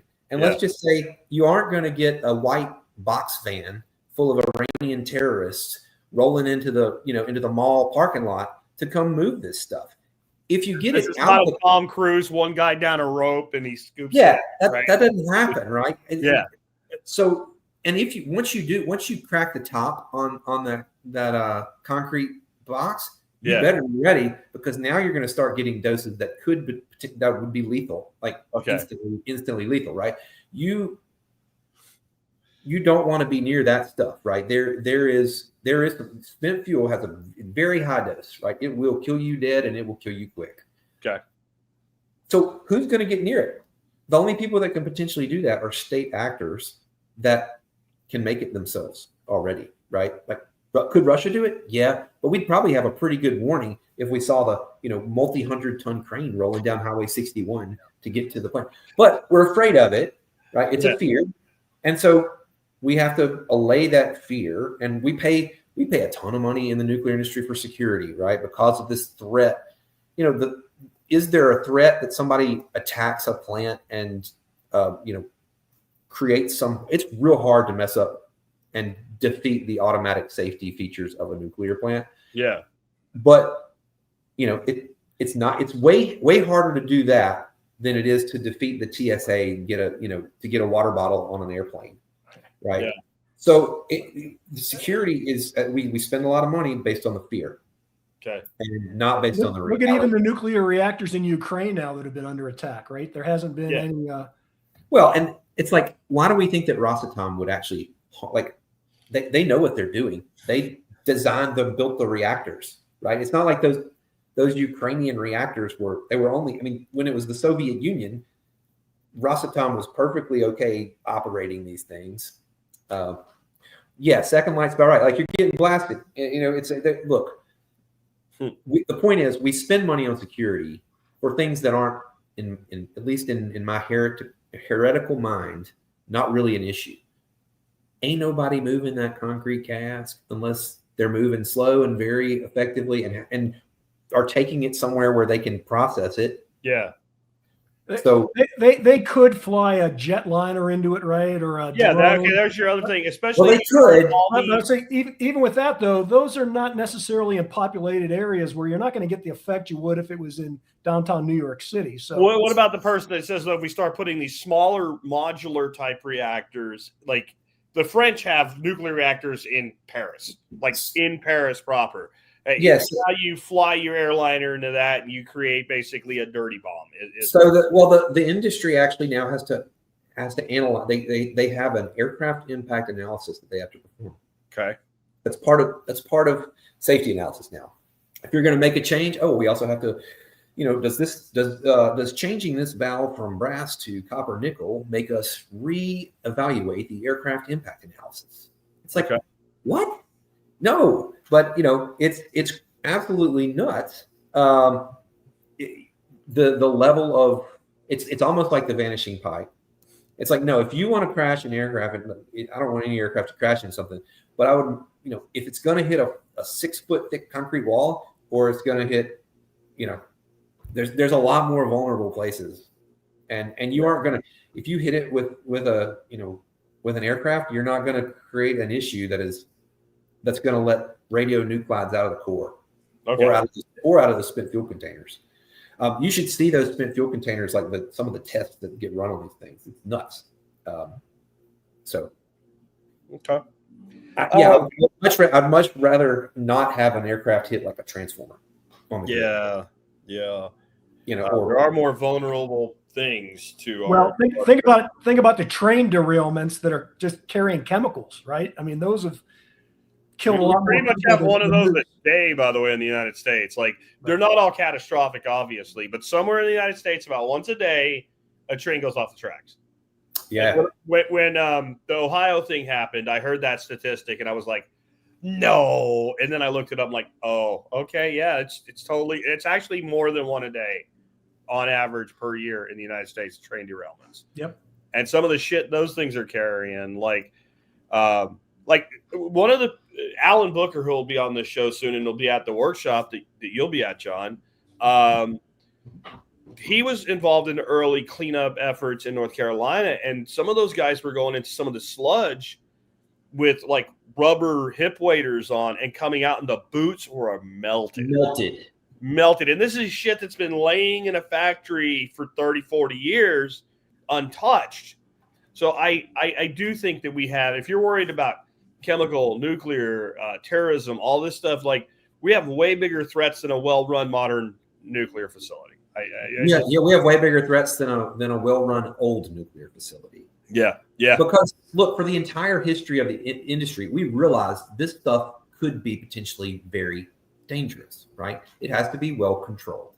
And so a lot of engineers and a lot of scientists spend a lot of time and effort, sharpening their pencils and making sure that things could be well controlled safely. It's safe for the workers. Look, the limits on the workers, people that work inside a nuclear plant get significantly less radiation than somebody that works outside for a living, because they have all this concrete around them that's blocking them from like the sun and other background sources. Did you guys know that the sun is a nuclear fusion device? Yeah, so fusion fission, very different, and the fusion industry is actually somewhat sensitive to calling fusion like nuclear. Only because it is so different. Like, it doesn't create a lot of the baddies like plutonium and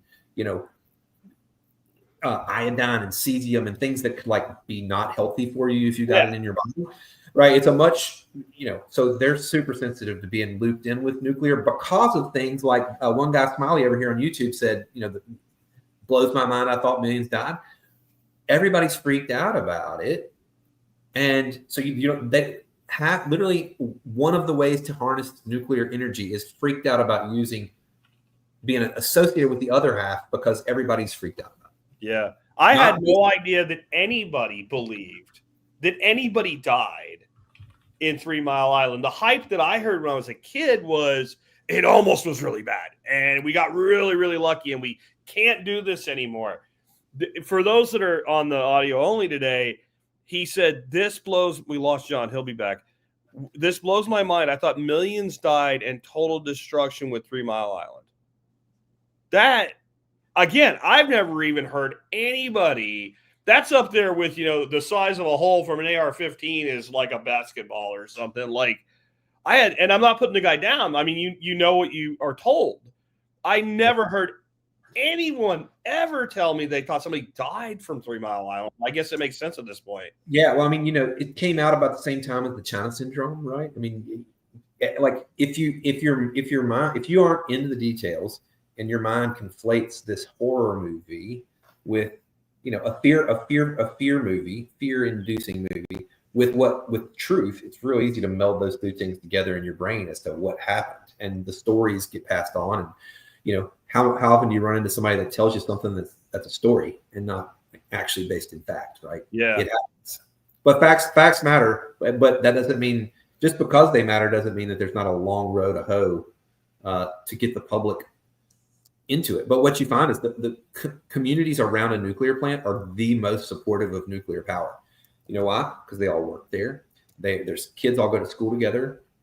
There's less fear based on ignorance, because if you have a question about nuclear power, you ask somebody that goes to your church or plays baseball with your kids or whatever. The most supportive where'd they build the last two? Where they already had two. That Waynesboro, Georgia, they love nuclear power there, and they're proud that they have the single largest nuclear facility in the country with 4 reactors, including the shining stars of the nuclear industry, Vogtle units 3 and 4. So, hey, to the comments about 3 Mile Island, I was literally in my senior year of high school there at the time. I grew up in the other part of state, but I happened to be up there for a high school event, and I was within 20, 30 miles of 3 Mile Island. Again, I survived that as well as the slag dumps, and I'm still here. So I did see a question. So Crockpot Broccoli said, there aren't 2 of the 3 reactors at TMI still operational? So they shut down TMI 1, but there are it's currently owned. I mentioned Energy Solutions earlier. They have a decommissioning project they own both two of the reactors, and the one that got destroyed is obviously not coming back into operation. But there are talks. It's the Crane Clean Energy Center. Constellation is looking at restarting that reactor. So there's not they can go work on that site. There are people working on that site right now. Renee Bulkeley has expressed some concern about NIMBY and leaking into the air in the river. There was a very small radiation release, but relative to radiation releases that have happened via other types of energy, so like coal, when coal fly ash got released, or there's significantly more radiation that has been released in other ways than what happened. Yeah, nothing meaningful and impactful long term happened from 3 Mile Island. The average person who had an X-ray this year got way more exposure than anybody or anything did from 3 Mile Island. Yeah, probably just went through TSA. Oh yeah. I got my nads radiated twice on my flew across country, right? Or if you flew across country. Oh yeah, that's the other thing. When you're in the airplane, you're just being bombarded with radiation. If you live in Colorado, and I think somebody here's from Colorado, if you live in Colorado in the mountains, you get more radiation than anybody got it. Sure. If you live in southern Utah, not too far from where I'm at, just all the nuclear fallout from the 1950s bombing stuff. Admittedly, that's not Mother Nature, but yeah, there's still I mean, the background radiation, there's people still getting exposure to that. Totally different topic, but it's a thriving community down in southern Utah. People still live there. Yeah, Colorado Foothills said radon in the soil, right? So there's lots of sources of natural radiation, whether it's cosmic, whether it's coming from radioactive, rocks and soils around which we live. I mean, if you live in the mountains, generally, A, you're closer to the sun a little bit. There's a little less air protecting you. And B, you're likely to be near rocks and things that are more radioactive. I live on clay and dirt that, used to be a river or the ocean. And so I think we've established the waste isn't the problem people think it is. The safety isn't the problem people think it is. And that's with our older tech. Aren't some of these new projects using things that actually produce less waste and have greater enhancements for safety? Some, yes, and different, right? So like the X energy design, right? And a number of other of these advanced designs are using this stuff called TRISO, which is, don't worry about what it stands for, but basically it's this little kernel of uranium that is surrounded in a way that it is meltdown proof. Okay. So instead of having to worry about how the plant is designed, like to stop all the things that could happen when the pipe vanishes or the aircraft flies into the space that the pipe vanished from, and all of that. If you can prove that there's no way to actually get the fission products and the transuranics that are formed when something happens, if you can't get out of that little particle, then it reduces significantly the amount of things that you have to do in the plant design to account for all of that crazy stuff that might happen, right? If it can't get hot enough to melt, then it's meltdown proof. Then it's simple. And so what do you spend money on? You spend money on pumps and valves and concrete, and all the things when you're building it, right? And again, if you can reduce that capital cost at the beginning. But some of those designs, they do generate a more spent fuel, and you may not be able to recycle it easily or at all. We haven't quite figured that out yet. So you may generate more waste, but you get the economics right. And so there's pros and cons. Like we can keep doing what we're doing and have a recyclable fuel, or we can tweak it and say, this is so safe. I mean, I say meltdown proof. Some of the licensing guys will say, well, there's a 10 to the minus 30th chance that if the core found itself in a spherical configuration for 10 to the minus 4 seconds, we could have. It's like, dude, how's that going to happen? Well, if there was a cometary impact, it's like if a cometary. We have a bigger problem. Right. Sit on the roof, as you've said many times. Sit on the roof with your spouse. Enjoy a bottle of wine. Get your Lebanese rose wine and your cheese out like my grandparents did during the Cuban Missile Crisis, and watch the sky. Because watch it come. Right. Yeah. So we will analyze things to the point of just absolute insanity sometimes. But I would say for anybody, for all intents and purposes, meltdown proof. There's pros and cons. You might generate more waste, but it's meltdown proof. Or there might be some risk of a meltdown if you follow this particular chain of events. It's less than a 1 in a million, less than a 1 in a billion in many cases chance. But which is more important, right? You have to weigh what is the waste volume, or is the absolute certainty of no meltdown ever? Like what is the thing? Yeah.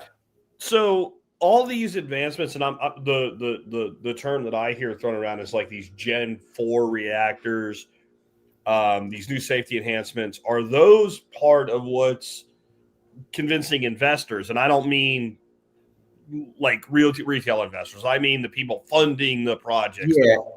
And the foundations and all. Is that part of what's bringing them on board? It's right. It's early money, right, which is taking more risk than your like typical investor that's buying a stock, right? Venture capital, kind of at the front end, like maybe 1 out of 100 bets hit. Ps that are looking for things that are pretty solid bets and a pretty solid return. That's who's funding a lot of these things, or just private money, family money, like in some cases. But the idea is to start with the premise that like what makes the economics of this thing, and it's the capital cost and how much it costs to operate it long term, right? Whether it's fuel, and so the capital cost you can reduce by eliminating the number of safety systems that you need to actually construct. And the way you do that is you create a technology that doesn't need it. The premise that a couple of these designs was built on is like, okay, how do we make the fewest ancillary safety systems necessary? And so, they said, hey, look, let's operate it at atmospheric pressure. So this stuff can't even go anywhere. There's nothing to make it leave the pot. Let's use this molten salt. Let's put the fuel just dissolved in the salt. So it's already liquid. There's no such thing as melting it down because it's liquid. It is melted down, and that's the design of the plant. And it can't boil. Like, it's not going to boil because the temperature at which uranium boils is like very high, well beyond. That was the whole China syndrome. Like, if it melted down, then the core would sink into the earth and go all the way. Which so none of this makes sense. Though it could have done something, but I guess it can't do anything now. Yeah, and the idea that it was going to go to China, it's like my brain hurts because I understand gravity, and but it'll just dissolve at some point. At some point something will be hotter than it, and it'll just dissolve like magma. There's a lot of shit. If you're on the audio only, you're missing it. A magma.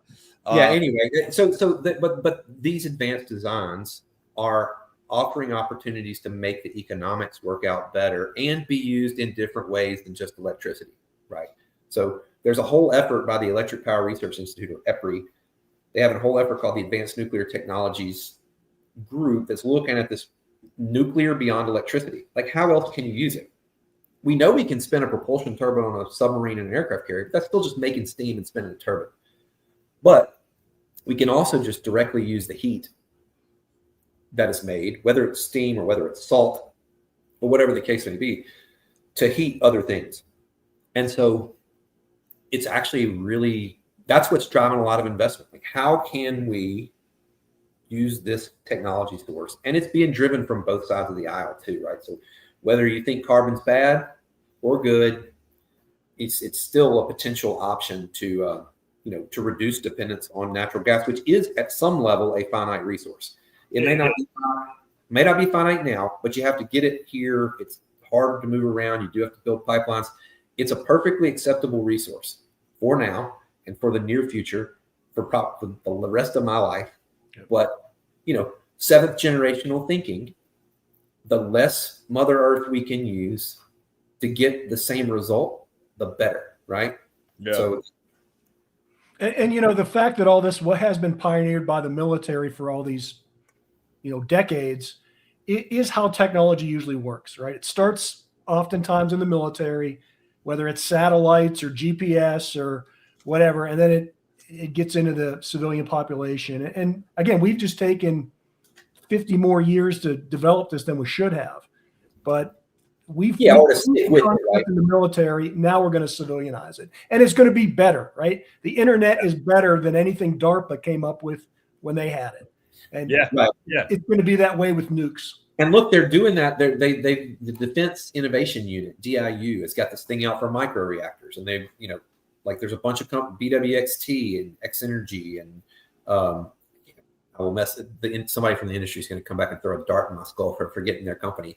But they're competing to say, hey, look, we want to put some micro reactors at facilities out in the middle of nowhere. One that comes to mind, I don't know if this is on the list, but like Diego Garcia out in the middle of the Indian Ocean, right? Like, how do they power that place? I mean, it isn't a Harry Potter wand. There is a logistics chain associated with powering that facility. It's not a jelly bean field. I mean, and it seems like there are a lot of places like that. I never really thought about it. That they could be test casing these things, right? Like, everybody got upset recently because they said they wanted to put one on the moon. I'm like, if we're going to have a colony on the moon, we're going to have nuclear power. And it's not going to be a thing. That's how it's going to work. And if a nuclear power plant exploded, worst case scenario on the moon, you wouldn't even give it a square root of F. So just chill. Like, there is this fear-based BS that I guess it's 66 decades of hype. Yeah, and it's hype, and there are reasonable. There's reasonable answers, but it's difficult to have a nuanced, reasonable discussion. And I am not saying there are not challenges to the technology and things that you have to engineer and things that you have to deal with from a waste stream perspective, right? There are things that you have to deal with. But what I am saying is that there are reasonable solutions, and it's just hard to have that conversation. Yeah. Because most people don't even know how their light switch works. Yeah. Much like less. There's all these people that we're going to run the whole world on solar panels or whatever. They don't know what impedance and attenuation is. Like, I don't even want to talk to you. I'm sorry. Like, You don't get if I don't get an opinion on abortion because I don't have a uterus, right? You don't get an opinion on electrical engineering because you don't know the most basic fundamental reality of like how power works, right? Like that's a lot bigger. But are there people saying, bring it, let's go? Are there communities saying, hey, we want to do this? Like we have backyard thing. I think we hit that pretty good. But even as we were hitting it, I had a couple people in the comments, but I still don't want it near me, right? Yeah. Yeah. I mean, but you got Oak Ridge, Tennessee. Let's go. People don't want 5G, right? Yeah. Yeah. Yeah. But, like you go to Oak Ridge, Tennessee, and they love nuclear power there, right? The whole community runs on it, right? That TVA corridor, very nuclear friendly. The people around the Vogtle plant in Southeast Georgia, they love nuclear power. They're very proud of it. The people in Mississippi who live near Grand Gulf, very proud of that facility and happy to be there. And it makes jobs and tax revenue and all the things that, like, if you want a job and you live in Claiborne County, you can go get a job at Grand Gulf. There's always something that's getting hired. You might be working in the workshop, in the inventory. You might be working inventory. You might be welding. You might be an electrician. You might become an operator. They're always hurting for operators. You might be a security guard. There's 600 people, and they're retiring every day, right? There's somebody retiring. A couple years ago at one of Jack's workshops, I gave a presentation about strategic relocation. Jack, I don't know if you remember. Yeah, I remember. The point I made in that was if you want to live in a rural area and have a well-paid career, Southeast U.S. near a power plant. Go live by a power plant and get a job there. Like, I went carnivore back in 19, and I buy cattle here and there. And like one of my buddies that works up at the Arkansas nuclear plant that Entergy owned, he's like, man, if you ever need, I got cattle, like, let me know. I mean, he's raising cattle on the side. You can live on land, and you're at work a lot. You're working a 40-hour, sometimes a 72-hour a week kind of job. But there's jobs. There's real jobs in the industry, and therefore, how do you sell anything from an economic development perspective in a community? Jobs. That's that's what the politicians care about. It's what it creates community. And like we talked about before, China is going there in a big way, right? And so we have to, right? It's a national security imperative. Both national security is just industrial. We have all of the things that you need the energy for. They seem smart though, John. It seems to me like they went all in on coal, and they made tons of power generation. Okay, now we got some breathing room. Now let's go build next gen.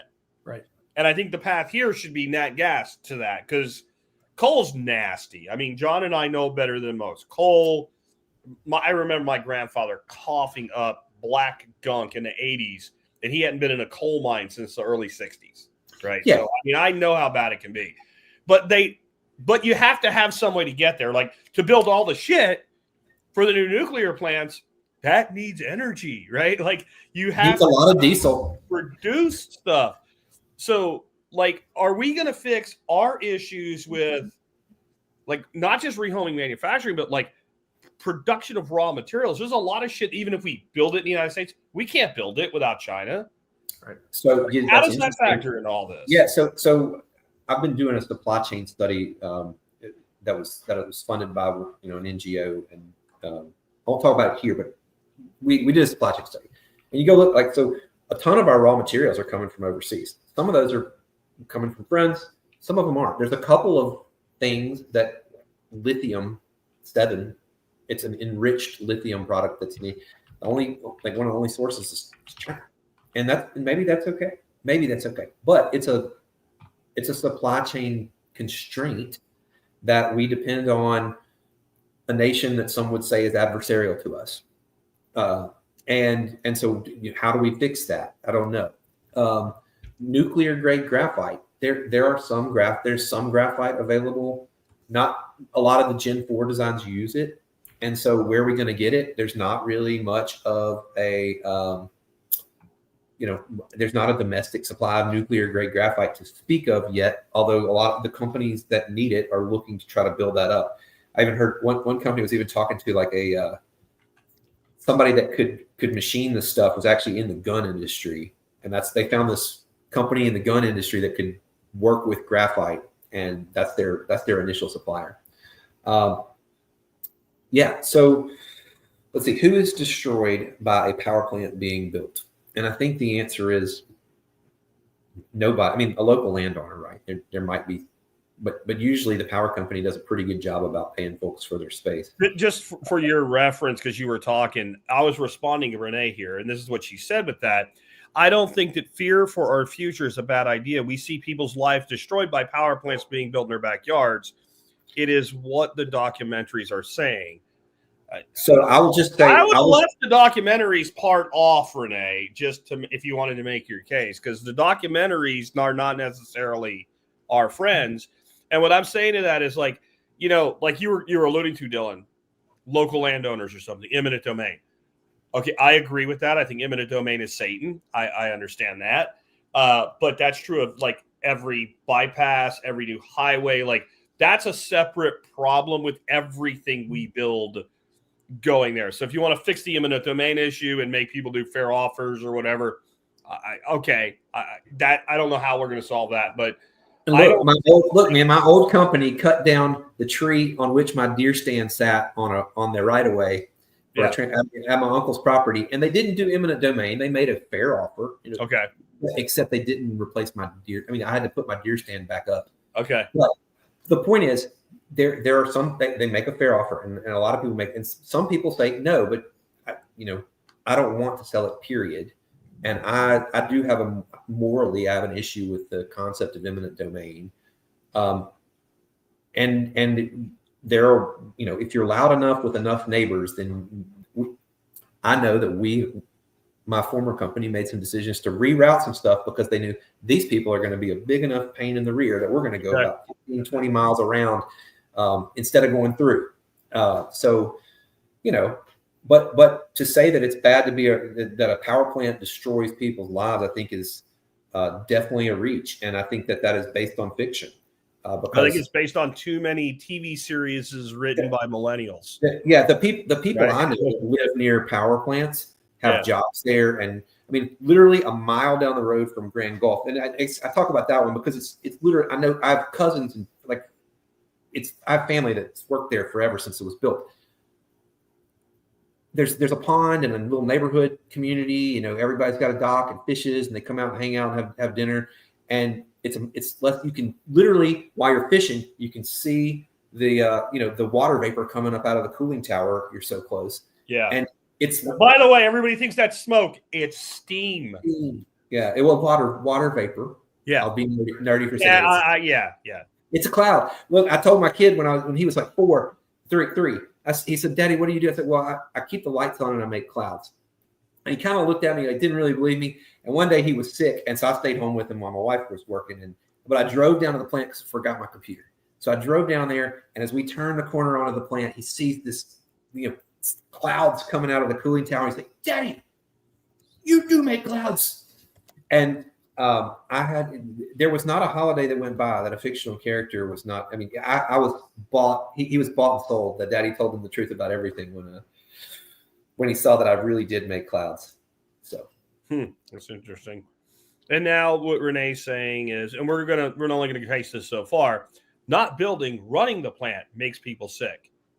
Yeah, and that's just. But how? Like, again, we're back to the documentaries or Gasland, and they show the guy, lighting the gas on fire or something. Again, first of all, that's not a power plant. Second of all, that was proven to be a lie. Though there is some issues with some of that stuff, but there's also issues with like gas getting into groundwater where nobody explored for gas too, with fractures. Like, it's a natural product. I don't know. I've seen some real evidence of things like chemical factories and shit making people sick and destroying their lives. I have not seen jack diddly about power plants unless you want to talk about coal waste, because again, I'm not going to argue with that. And that's not what we're talking about. Something to think about too, though. There are trade-offs in everything, right? That's part of none of these people ever want to turn their power off, right? Like, right. And we make choices. And I'll tell you, the world is a lot cleaner today than it was when I was a kid in 1960 in Pittsburgh, right? say what you will, the world is a cleaner place. Yeah, no, absolutely. And when I moved to Jacksonville in the 70s as a kid, there was a bridge called the Hart Bridge, really high bridge. You went over to St. John's River. We had, paper mill manufacturing and stuff like that in Jacksonville back then. When you drove over that bridge in the morning, you had to roll your windows up, cut the vents shut to the outside of the car, almost hold your breath as you crested that bridge, and your eyes literally still watered like somebody hit you with like a light overspray of mace, and your lungs hurt. Right? That was and when you looked at that paper mill on the other side of the river, blue, I don't know what the was in there, but like oil burn blue smoke poured out of that thing all day long. It's not like that now. When you said that, I had that memory of how bad it was there, how bad the air stunk, and it physically hurt your lungs to breathe it. That was, for a lot of younger people, you don't know where we came from. You really don't. Well, and look, to all the angst we give to the crazy environmentalists, they did a lot for this planet, right? Agreed. I mean, and that's where when something starts to go political, I'm like, look, you can disagree or agree that carbon is bad. Can we all agree that planting a tree is a good idea? Let's do that. Yeah. Right? Let's figure out the 99% of the things we agree on and go do that. And nuclear power seems to be one of those things where we can all say, hey, this is a pretty good idea. And there's fear we need to deal with.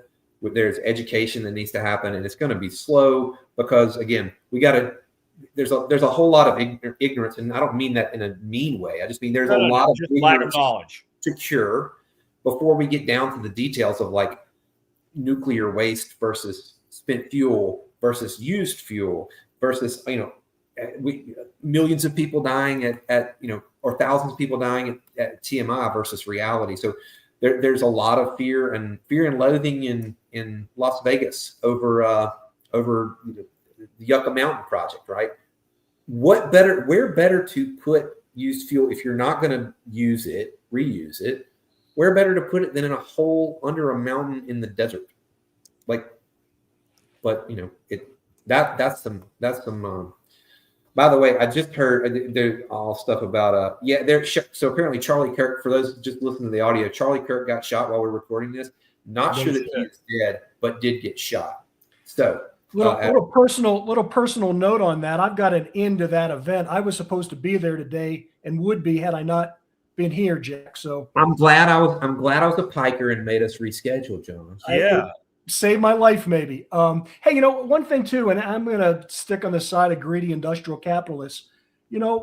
Industrialists are not inherently anti-environmentalist, especially when you think about the fact that waste is a cost. So to the degree that they can stop creating waste, they're making more profits. I've been to totalitarian / communist countries that supposedly don't have a profit motive, and they are much dirtier than anything in America. Again, it's all this paradigm, and most of it's nonsense.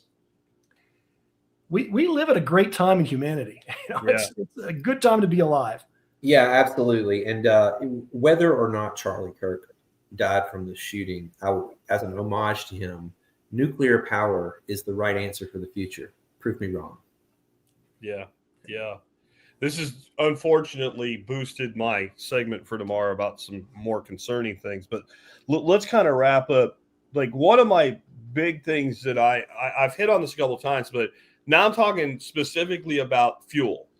Like, if we decide to do this and all our fuel's coming from Kazakhstan and being enriched in Russia, right? Like, to me, that's not really like to run your electrical economy on imports seems like a really bad idea. Now, some mitigation with nuclear is you could import a shitload and have a reserve for a long time because of how little it takes. But can we get to a point where we're not only doing this, but we're developing our own fuel, managing our own, like actually onshore all of it? We can, well, maybe not onshore, but at least bring it inside the tent of our friends, of our long-term friends. So I think we could say that Canada is a friend, right? We're in no danger of Canada and the United States not having a relationship. I realize that there's been some headbutting in the last 9 months, but legitimately, they're our next door neighbor. We're going to be okay. That they're a huge source of uranium, and there's additional mines that could come. There's the enrichment capability, both domestically and in France, the UK, potentially Canada. So there's uranium enrichment that can be either here, and there's plans for that, or in our close neighbors, and there's plans for that.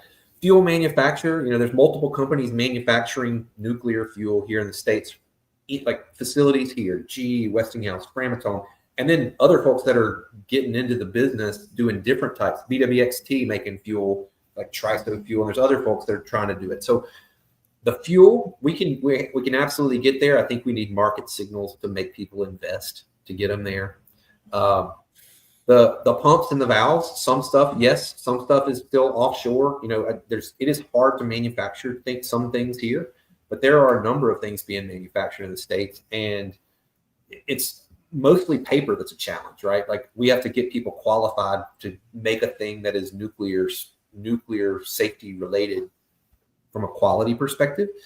But that's a thing where maybe we can accept some more risk and change the way we do quality, because the thing that they're making is perfectly good for an airplane that we're going to put 120 passengers on, but it's not good to be used on a power plant. Like, what are that? So those components, they're forgings, so we are probably not going to make big, huge, ultra large forges like they used at in the AP-1000s, those big reactors. But the SMR scale forgings, there's capability here in the States, and there's a number of forges that are trying to get together and say, hey, here's what we can do. So and then the rest of the stuff, you start to have to be local, right? The construction force has to be there. The steel, how much of the steel is American made? How much is the raw iron and other pieces of stainless steel, and how much of that's domestic? Who knows? But it's possible, right? You need chromium and vanadium and all these things to make stainless steel. So to a great extent, I think we can build up a domestic supply chain, but there has to be a signal that says, go invest money in a plant that's going to do something, right? It's going to enrich uranium, or that's going to go make additional forges or machine forges or whatever, machine a forging down into a finished component. There's got to be a market signal, and that's the place where we hadn't quite worked it out. I don't have an answer for you yet. I think, as John mentioned earlier, a government kind of kick to kind of just get the show on the road and reduce some risk for the market may be necessary. Yeah, and we're living through, just in terms of supply chains, we're living through an incredible era. This is Cold War II, whether anybody wants to admit it or not. And globalization isn't dead. We're all too interdependent, and there are real comparative advantages, right? If there's something that can be done better in Istanbul, it should be done there. Yeah. But what we've let happen over at least the last 30, if not more years, is we've let too much be happening in China, not because they have a comparative advantage, but just because they haven't, we've given them the advantage. And to me, that's what I think is going to change. We have identified them as an adversary, and we will still get things from all around the world, but we are going to do our best not to be overly reliant on China. Because if we do, that's my bigger concern, other than importing stuff and importing anything, whether it's labor or material or resources, is importing from a single source. Like, one thing I always was mindful of in my business, if we ever got a business to grow to a point where we had one customer that was like half of the revenue of the company, I'm not getting rid of that customer, but I'm also in the ass of my salespeople going, you need to make them 20% of our revenue without cutting what we get from them. Diversification. I don't want any one customer being responsible for more than 20% of my total revenue, because then they start acting like a shareholder, right? They start having leverage over you. Well, what if I just take my business elsewhere? And if they're 5% of your business, it'll hurt. But my response to that would be, well, good luck on your way out the door. But when I'm going to have to lay off half my workforce because I lost one customer. Yes, Mr. Customer. And suppliers are like customers in a way. And that's where I feel like we've gotten so dependent on China. Like China could have just went switch and like they would have their own problems with it. But like, oh, you don't need antibiotics. Oh, you don't need electronic components. Look at all these things you don't need anywhere. Look, now you don't have them. Or they could walk across and eventually maybe having a conflict with these people. Yeah, I mean they could walk across and say, hey, you know what? We kind of said Taiwan's ours. We think it is. It's ours now. And then where are we getting chips? Right? Yeah, it's a risk. So the point is there is a capability to build up the supply chain, but there's people sitting on go. Like, hey, is the government going to help? Is the government going to help somebody else and not me? Right? Yeah. That makes my investment a bad investment. If I spend money and somebody else also spends money, but they get a 50% back from the government, or if I'm a billionaire and I'm going to throw money at something, I want to throw money at the same thing the government's throwing the money at. Yeah, because they have an advantage, and I want to win. I didn't go to the horse track and like, oh, that horse is limping. Let me bet on him. Like that's. No one will ever think to do it. Yeah, because he's going to lose, right? Unless you know he's fake limping, right? Anyway. That's why I remain cynically optimistic, though, right? Because the greedy, rich corporations that run the world do that because they are the greedy, rich corporations that run the world, and they are going to be incentivized to build this electrical grid out.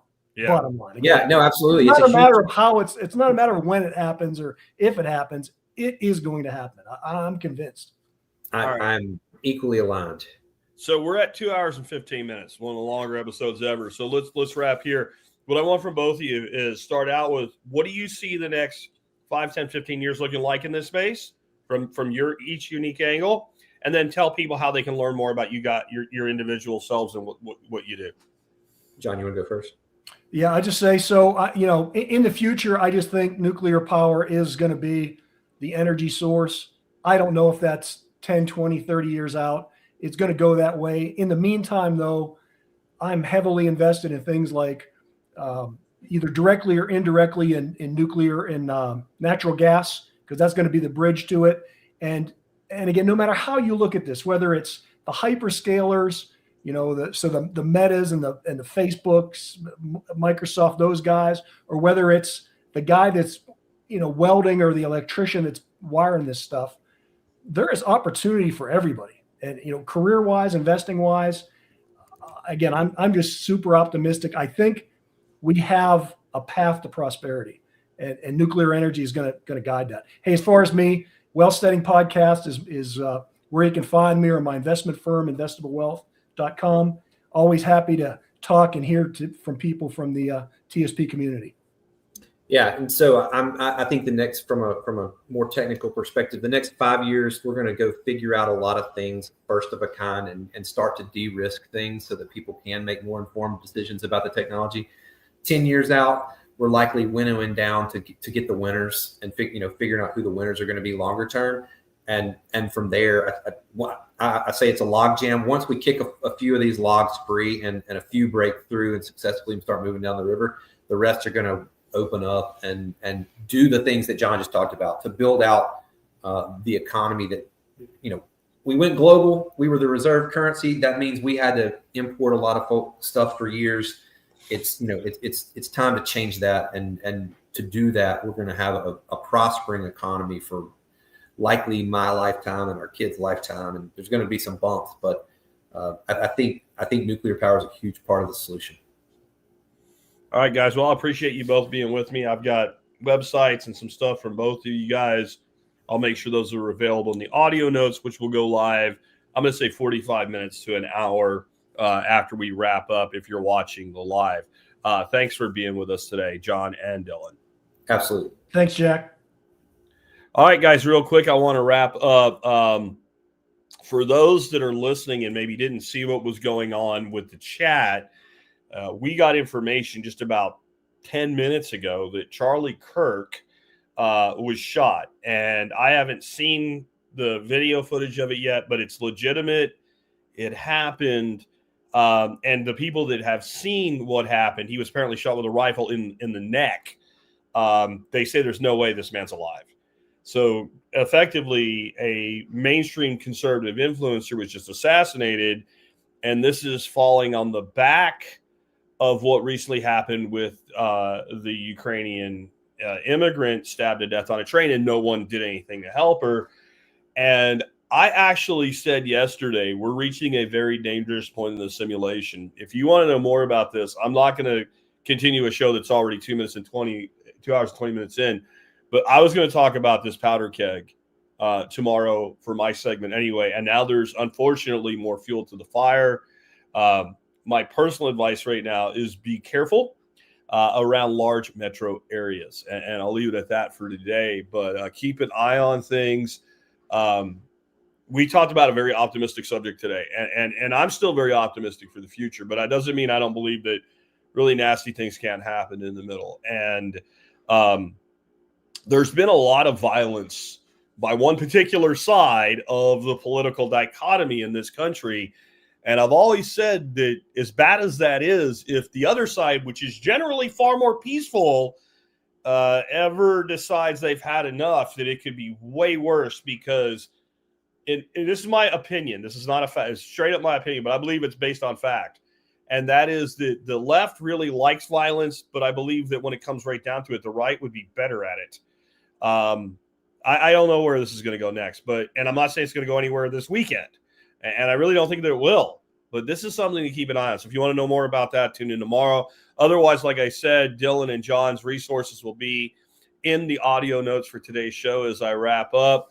I want to thank everybody for tuning in today, and given how long we went and the terrible news we just got, because it does sound like Mr. Kirk probably has passed and probably was immediately. I'm just going to, with some respect, end things today, and I'll catch you tomorrow with more. It won't be a live stream tomorrow, though, depending on what comes out. I may not do a podcast live stream, but I may do a live stream tomorrow to talk about some things. Take care, guys. And one way or another, I will catch you tomorrow.